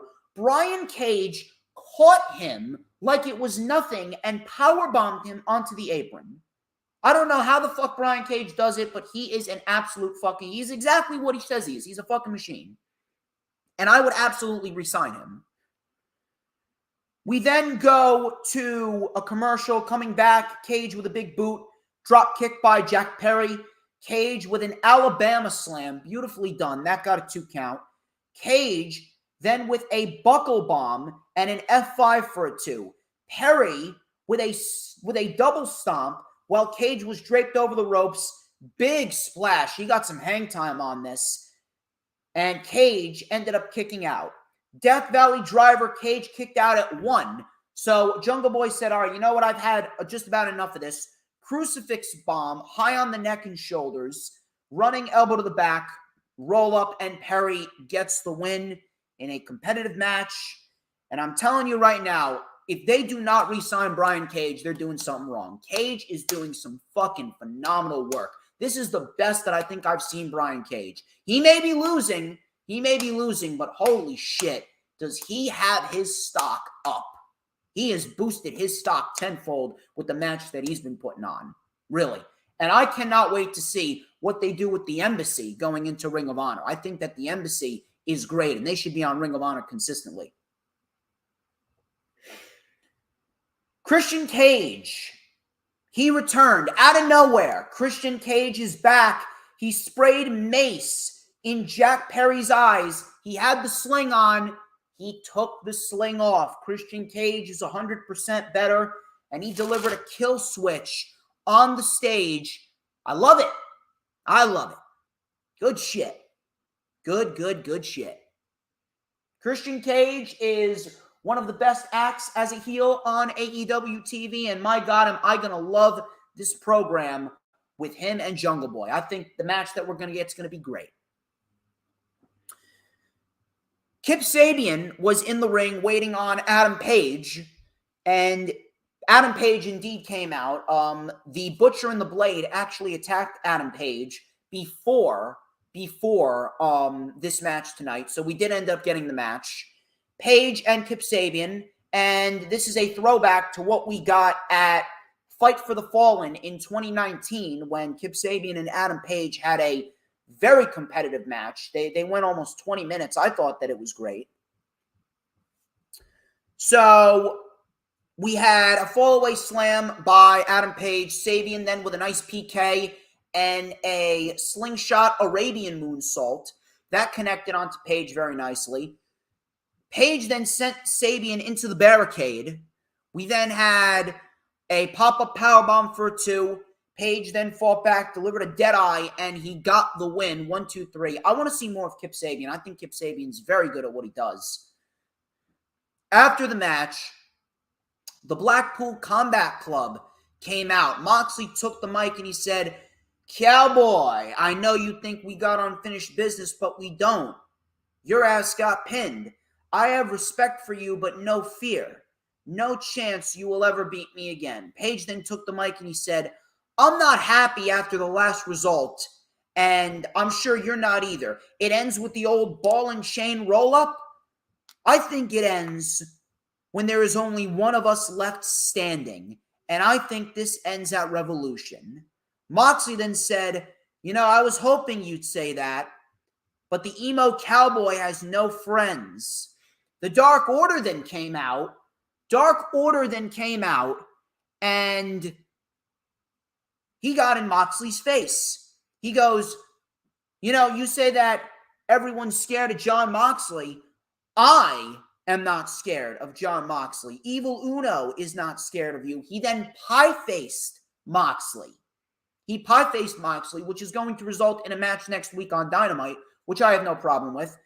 He then goes, Moxley's getting all pissed. He then goes, "Cowboy, Revolution, Texas Death, Fucking knew it. I knew it. I fucking knew it. Texas Deathmatch. Exactly how this should end. The only way that it can end is a Texas Deathmatch. And you know why? Because the entire program has been built around two individuals like Moxley and Paige going back and forth, and neither one of them will stay down. That is the whole point. Paige will not stay down. Moxley will not stay down. How do we end this? Texas Deathmatch, where one of them cannot fucking stand. And if my calculations are correct, I do believe that Adam Page is going to be the only man, which he should be, he should win. Page will be the only man to beat Moxley twice. I like it. Texas Death. Match of the year incoming.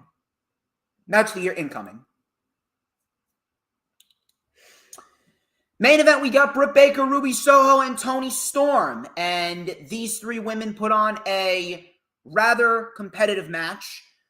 But the one thing I liked here, I don't know why, I laughed at this shit. Saraya and Toni Storm, they pulled a fan over the barricade and they threatened the fan. I don't know why. I laughed at that. I thought that was great. I like it when, even though it was clearly a plant, I like it when people get into it like that and they attack the fans. I like that shit. I like it. So Ruby and Toni mixed it up early on. We had a backdrop driver on Toni. Baker then with a rolling elbow on Soho. Coming back from commercial, we had a clothesline by Britt Baker on Toni. Nice sling blade. Neck breaker by Baker. Toni then DDT'd Soho. German suplex by Toni. Knee lift by Soho. Super kick by Baker. STO by Ruby. Butterfly driver by Britt. Storm saved it. So it was back and forth offense. It was all action, no rest period. Roll up by Britt on Toni for a 2. We had a rolling elbow by Britt and a rolling neck breaker. Storm just kicked out. Ruby back in the fray. Ruby was caught in a Texas cloverleaf. Britt then went for the lockjaw. Saraya and Hayter got involved. Saraya then spray painted an L on Toni Storm's ass, and Toni Storm with a hip attack on Baker. L right to the face. Toni then was then sent into Britt. Ruby rolled up Britt as Toni was sent off the apron into Saraya. Everyone was down, and Ruby Soho rolled up Britt for 2. And this was absolutely the right outcome. Ruby Soho, undefeated in 2023. A very, very, very solid match. A solid victory. And Britt Baker was the one to put her over. Britt Baker now doing what she should have done back in May at Double or Nothing, putting over Ruby Soho. I like that.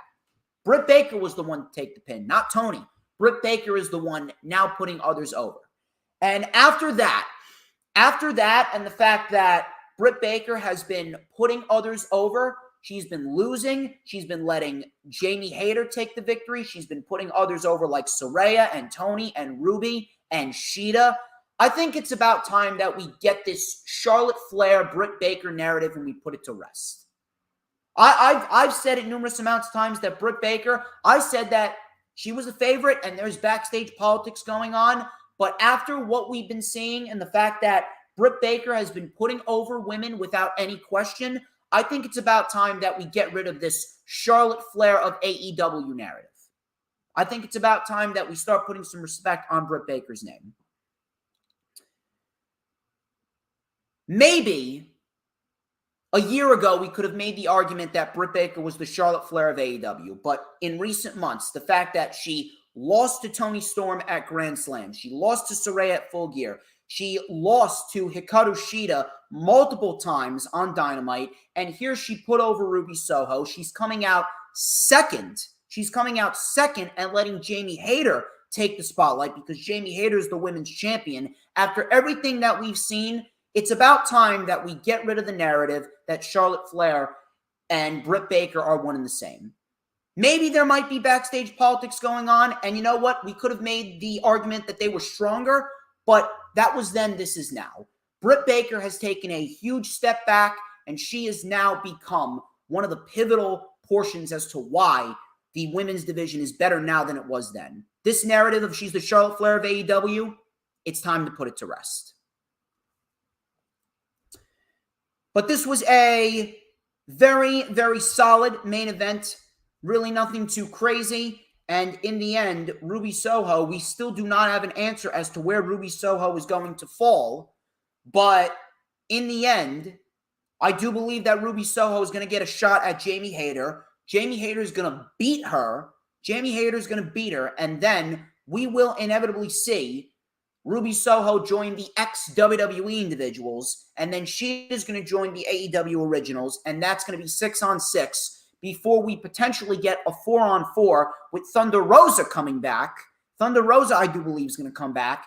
And then we could inevitably see Athena from Ring of Honor. We could see her get called up, and she could be the one that's going to join the ex-WWE individuals. And it would fit right into the narrative. Not as good of a Dynamite as we've seen, but it was not a terrible show. Matter of fact, I'm going to say right now, Rampage Slam Dunk was actually better than Dynamite. I thought Rampage this week was very, very solid. I thought we got some great wrestling on Rampage. We need Rampage at 7. We really do. We need Rampage at 7. From here on out, it is so much better with Rampage at 7. I don't understand why we still have Rampage on at 10 when 7 p.m. clearly is the better time slot. Tony Khan really needs to talk to Time Warner. Tony Khan, if anything, if you're not going to expand Rampage to 2 hours, at least move it to 7. 7 p.m. would be a much better time slot for Rampage. I'm just letting you know. So, Rampage this week. Very, very good show. This was probably one of the better Rampages. Probably the best Rampage of the year. AR Fox and Top Flight, they took on the Elite AEW World Trios Championship rematch. And this was fun. This was fun, but not as good as the first one. Clearly not as good as the first one, but it was still fun. So, the Elite, I'm very, very happy to see them appearing on Rampage, and they are competing in some high-profile matches. I don't really have an issue with that. So, AR Fox landed a very nice cutter on Nick Jackson. Dante Martin came in. He lit up Omega. Spanish Fly on Matt Jackson. Tagged the Fox. 450 splash on Matt by Fox for a 2. Double elevated swanton by Nick Jackson. Cover. Fox saved it.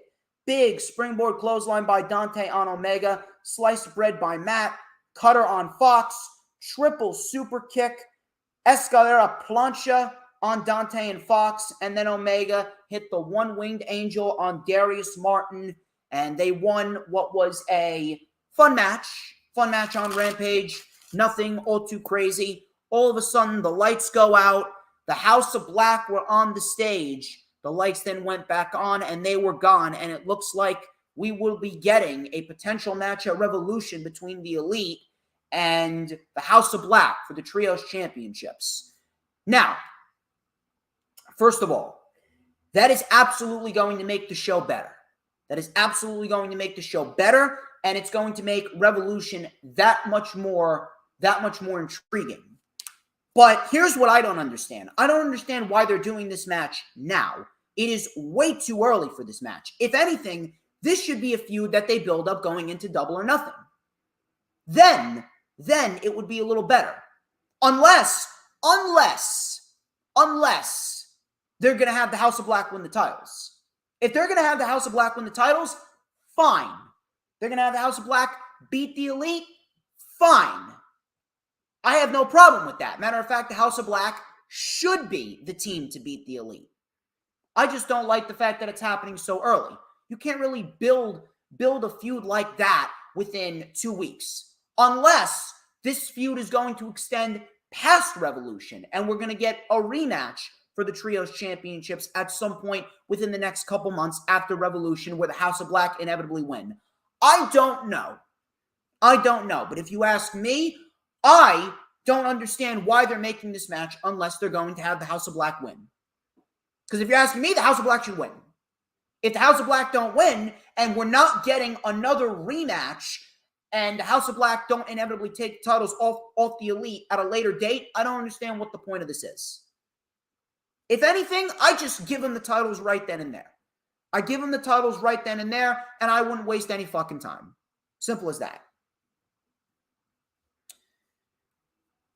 Ricky Starks and Daniel Garcia. We got a very good match between these two, and I want to see more of Daniel Garcia. I want to see more of Ricky Starks. I think that these two are phenomenal at what they do, and this is just another pit stop for Ricky Starks before he inevitably beats Chris Jericho one more time at AEW Revolution. So Starks went right on the attack. Starks with a little old school in tribute to The Undertaker. Garcia then took over with a dragon screw. Coming back from commercial, Starks couldn't do the spear because his leg was being worked over by Garcia. Starks came back with a clothesline. Starks mounted a comeback with a spinning back suplex for a 2. We had a rock bottom by Garcia for a 2.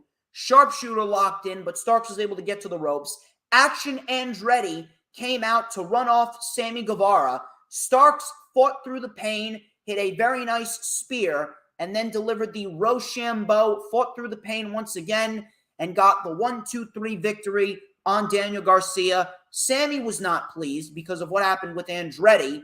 He took the mic and he said he wants a match with Action Andretti, and that's exactly what he's getting next week on Rampage. We are getting Sammy and Action Andretti, which I think is going to be a fantastic fucking match.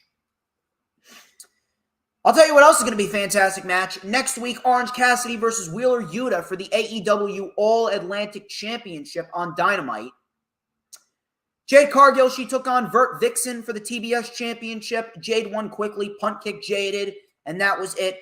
We need to get that fucking title off Jade Cargill, really. We need to get that fucking title off of Jade Cargill. She has done nothing with it. It is well overstayed its welcome. Jade is not terrible, but they have done nothing to make that title reign memorable whatsoever. The majority of the title reign has been her fighting enhancement talents. That's literally what it's been. We need to get her in a position where she's off of TV. She's not on TV with the TBS title, and we need to get that title on either Deeb or Chris Statlander. Those two women cannot get healthier soon enough. They can't. Really. We need to get that title on one of those two. If you're asking me, if Deeb is healthy, if Deeb is ready to go and she's healthy, I'm putting that title on fucking Serena Deeb, and I am having Deeb take that title into the spring and summer, and then Statlander is built up to take the title off of Deeb. That's what I'm doing. Main event on Rampage. It was Swerve Strickland and Dustin Rhodes, and they actually put on a great match for what it was. It ended in a DQ, but they actually worked very well together, I gotta say. Trench, which is the tattooed guy, Trench was not with Swerve or Parker Boudreaux. Instead, Trench was MIA, and we come to find out why Trench was MIA later on in the show. So Parker tried to go after Dustin Rhodes. Dustin Rhodes hit him with a turnbuckle rod. Dustin was in control early on, released German suplex. Swerve took over with a punt kick, and then he drop kicked Dustin Rhodes headfirst into the barricade. Dustin Rhodes was bleeding a little bit. We had the house call by Swerve. Dustin got right back up, no-sold it. Dustin came back with a code red, beautiful code red for a 2. Swerve with a Death Valley driver to Dustin Rhodes on the apron, which looked brutal.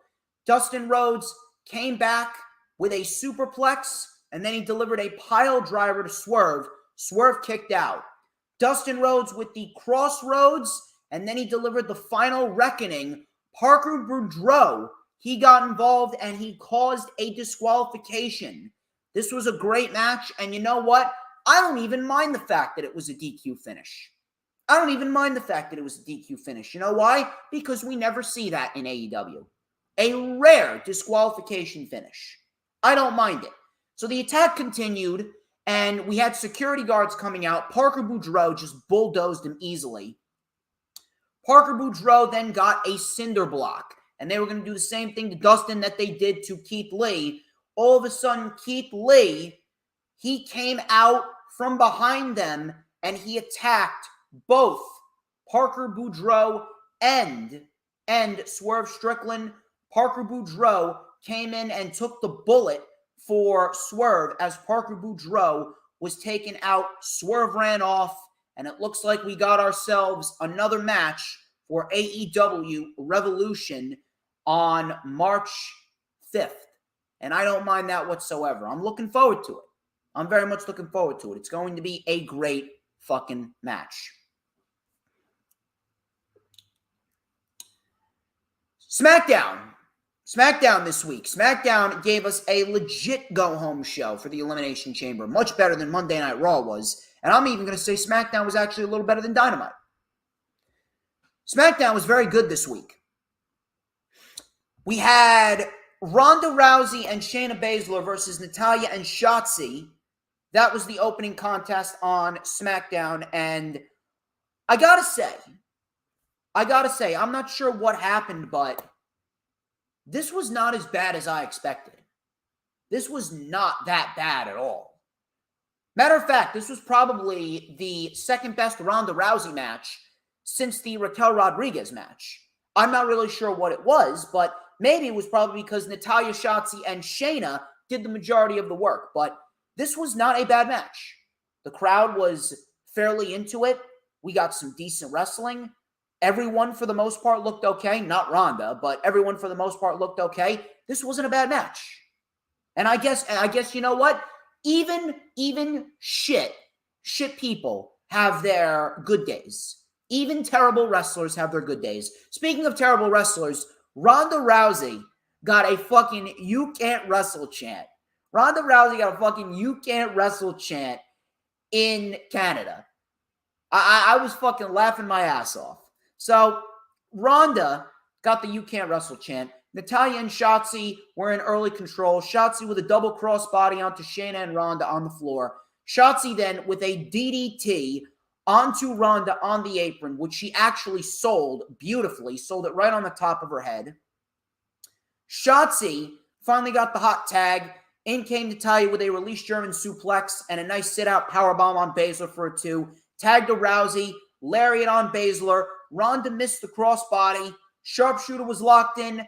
Baszler came in. Natalya took her out. Tag to Shotzi. Baszler took out Natalya and Ronda with the arm bar, and Shotzi had to tap out.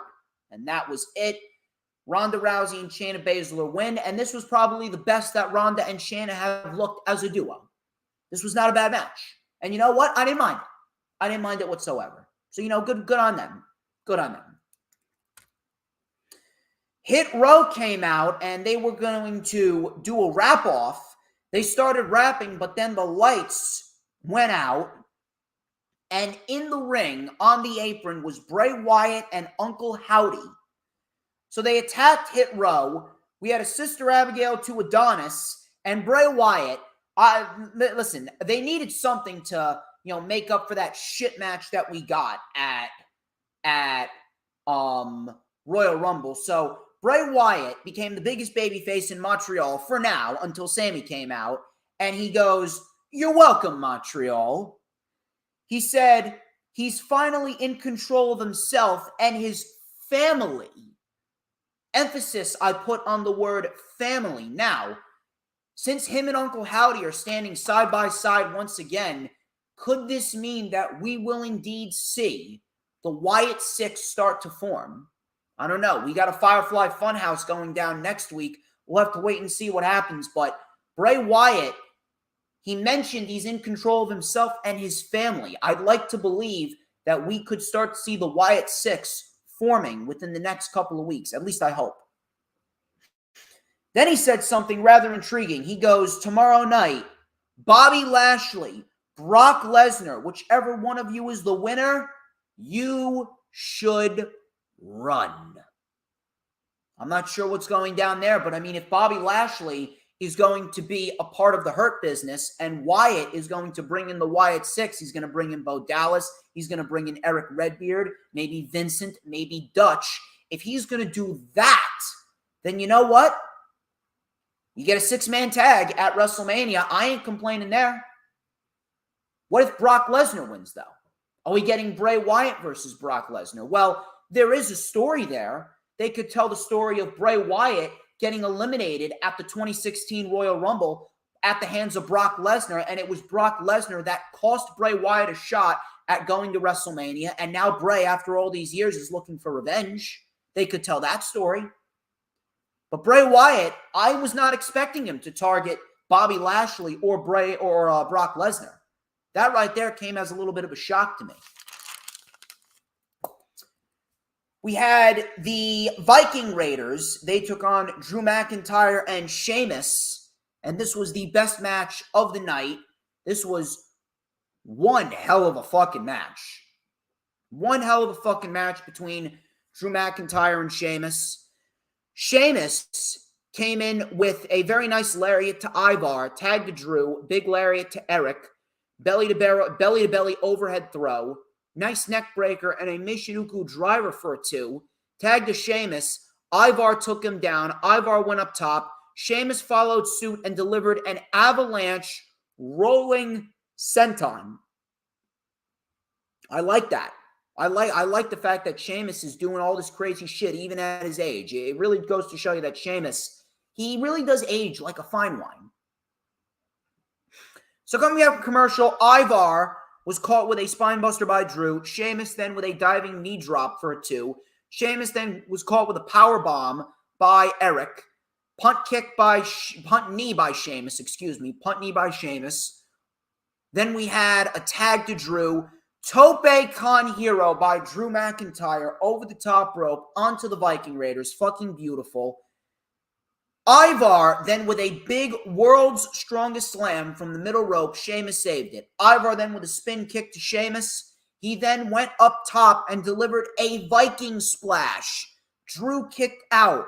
Drew McIntyre got back up. Sheamus bro kick to Ivar. Claymore to Eric and the Banger Bros. McIntyre and Sheamus, they get the victory in what was one hell of a fucking tag team match.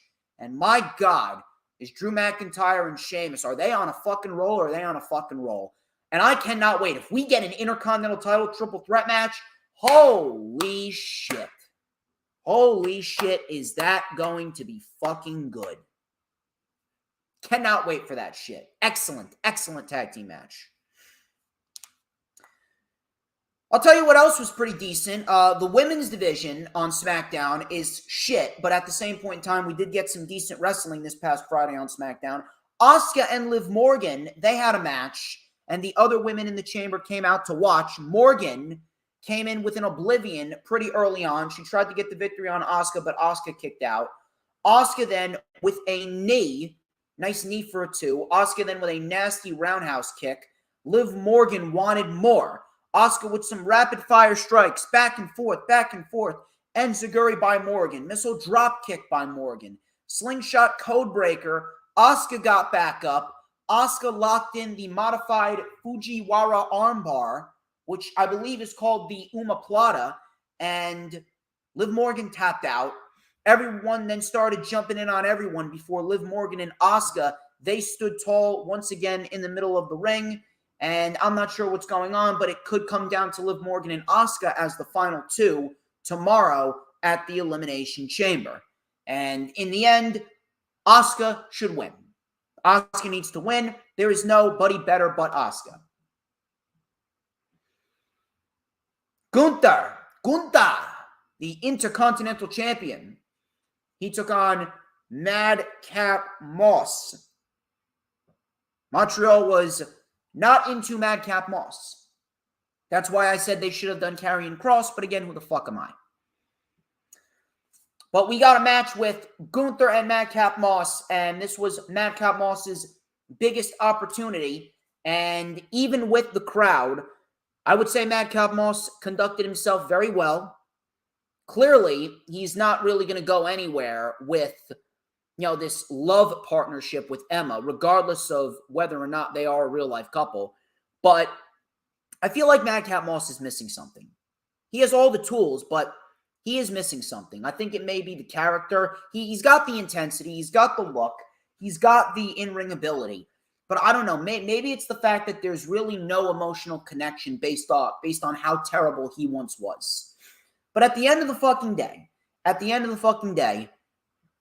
we got a solid match with Gunther and Madcap Moss. We got a solid match here. Madcap Moss brought the intensity. He was fierce, came in with some shoulder tackles, and I didn't mind it. So coming back from commercial, we had chops by Gunther. Sleeper was locked in. Moss came back with a back suplex. We had a big lariat for a 2. Nice vertical suplex and a swinging neck breaker for a 2 by Moss. Shoulder tackle in the corner.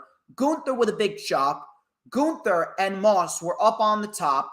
Moss shut down Gunther, and this was a great spot right here. Moss with a beautiful looking middle rope fall away slam for a 2. The sleeper hold was locked in. Moss was fading. Gunther then locked him into a power bomb, and Gunther power bombed Moss into oblivion, and Madcap Moss falls to Gunther as he should. I would say Madcap Moss did very good for his first title match, but at the end of the day, there's just no emotional connection with Madcap Moss and Gunther, because at the end of the day, people just wanted to see Sami Zayn because it's Montreal. But Madcap Moss conducted himself very well, and Gunther is Gunther. Gunther's always great. Gunther has made the Intercontinental Championship into a ultra-prestigious championship, and he's beaten everyone. Sheamus, Mysterio, Nakamura, Ricochet, Strowman, Moss. He has taken out everyone, and it has been an absolute pleasure to watch as Gunther continues to reign over SmackDown as dominant as he possibly can. And when we get the match at WrestleMania against whoever it may be, it's going to be a big fucking match. Whether it's against Sheamus or whether it's against Drew or a triple threat match, whatever it may be, it's going to be big. And I can't wait for it. Next week on SmackDown, we got ourselves Rhea Ripley and Charlotte Flair in a face-off. And then we also got Mysterio and Cross, and then we got the Firefly Funhouse. So we got some shit announced for next week. One of the greatest moments that I think we would ever see this year, Sami Zayn had his homecoming, and he brought back Worlds Apart, his NXT theme song, the theme song that he should have never fucking gotten rid of. Worlds Apart, he brought it back, and I would be lying. I would be lying if I told you that I did not shed a tear. That right there, that reaction, the crowd singing his theme song, it was absolutely fucking bone-chilling. Absolutely bone-chilling. Sammy stood in the ring and just took it all in. He didn't even get a word out. He was standing in the ring for fucking 7 minutes, and he didn't even get a fucking word out of his mouth until he came out at 9:48. He didn't even get a fucking word out of his mouth until 9:55. He was just standing in there, taking it all in. The crowd chanting, "Ole, ole, you deserve it." He was on the verge of crying. It was absolutely fucking beautiful. I'm not even fucking lying. Just him standing out there, taking it all in, actually made me want to see him win the fucking championships tonight. There's a small part of me that actually wants to see him win the titles. So he talked about how it's this time of year where everyone points to the WrestleMania sign, how it's the most important show of the year, and it is. But tomorrow night, the Elimination Chamber, that is once in a lifetime. He then said something in French, and he said, tomorrow night, it is Roman Reigns versus Sami Zayn and the entire city of Montreal. Roman, you are going down. I'm really conflicted with my emotions, with my feelings. I'm telling you, it is such a beautiful thing to see Sami Zayn in this position And it's really going to be heartbreaking when he does not win the championships. And I would really stick to my plan. I would not give Sami Zayn the championships, but it's going to be one hell of a fucking fight. And I do believe that in the end, Sami Zayn and Roman Reigns could very well go down as the match of the year for 2023, excuse me. That could go down as the match of the year for 2023. It's going to be very, very hard to top the reaction that we will get tonight at Elimination Chamber. And I don't want to be negative. And I really don't want to shit on Cody Rhodes and Roman Reigns and the story that we could get there, because I do believe that we're going to get a great story with Roman Reigns and we're going to get a great story with Sami Zayn. But I'm telling you, there is absolutely no way, no fucking way. When Sami said this is once in a lifetime, that was a fucking shoot. That's the fucking truth. This is once in a lifetime. Roman and Cody are going to tell a great story, but in no way, on no fucking planet, is Roman Reigns and Cody going to have the amount of heat that Roman and Sami is going to have tonight. Cody and Roman are going to put on a great match. They're going to put on a great story, but that feud and that program will not come close to anything that we see, that we hear, or we feel tonight in Montreal. Cody Rhodes and Roman Reigns is not going to hold a single fucking candle to Sami Zayn and Roman Reigns. And I mean that in no disrespectful way to Cody. That's just how it is. This is on another fucking level. It really is. But that wraps up this edition of the LFU. It has certainly been a fun time, and I thank each and every single one of you for tuning on into the show. Please do not forget, check out all the links in the description. Like, comment, and subscribe. We got the Elimination Chamber tonight. We also got none other than the rewind for the Elimination Chamber going down tomorrow. Tomorrow at 2 p.m. with my man Hula Grim. Hula Grim and I, we are going to have a great time. But until next time, I am DJ Storms. This has been the Lightning Flash Update. But before we get out of here, people,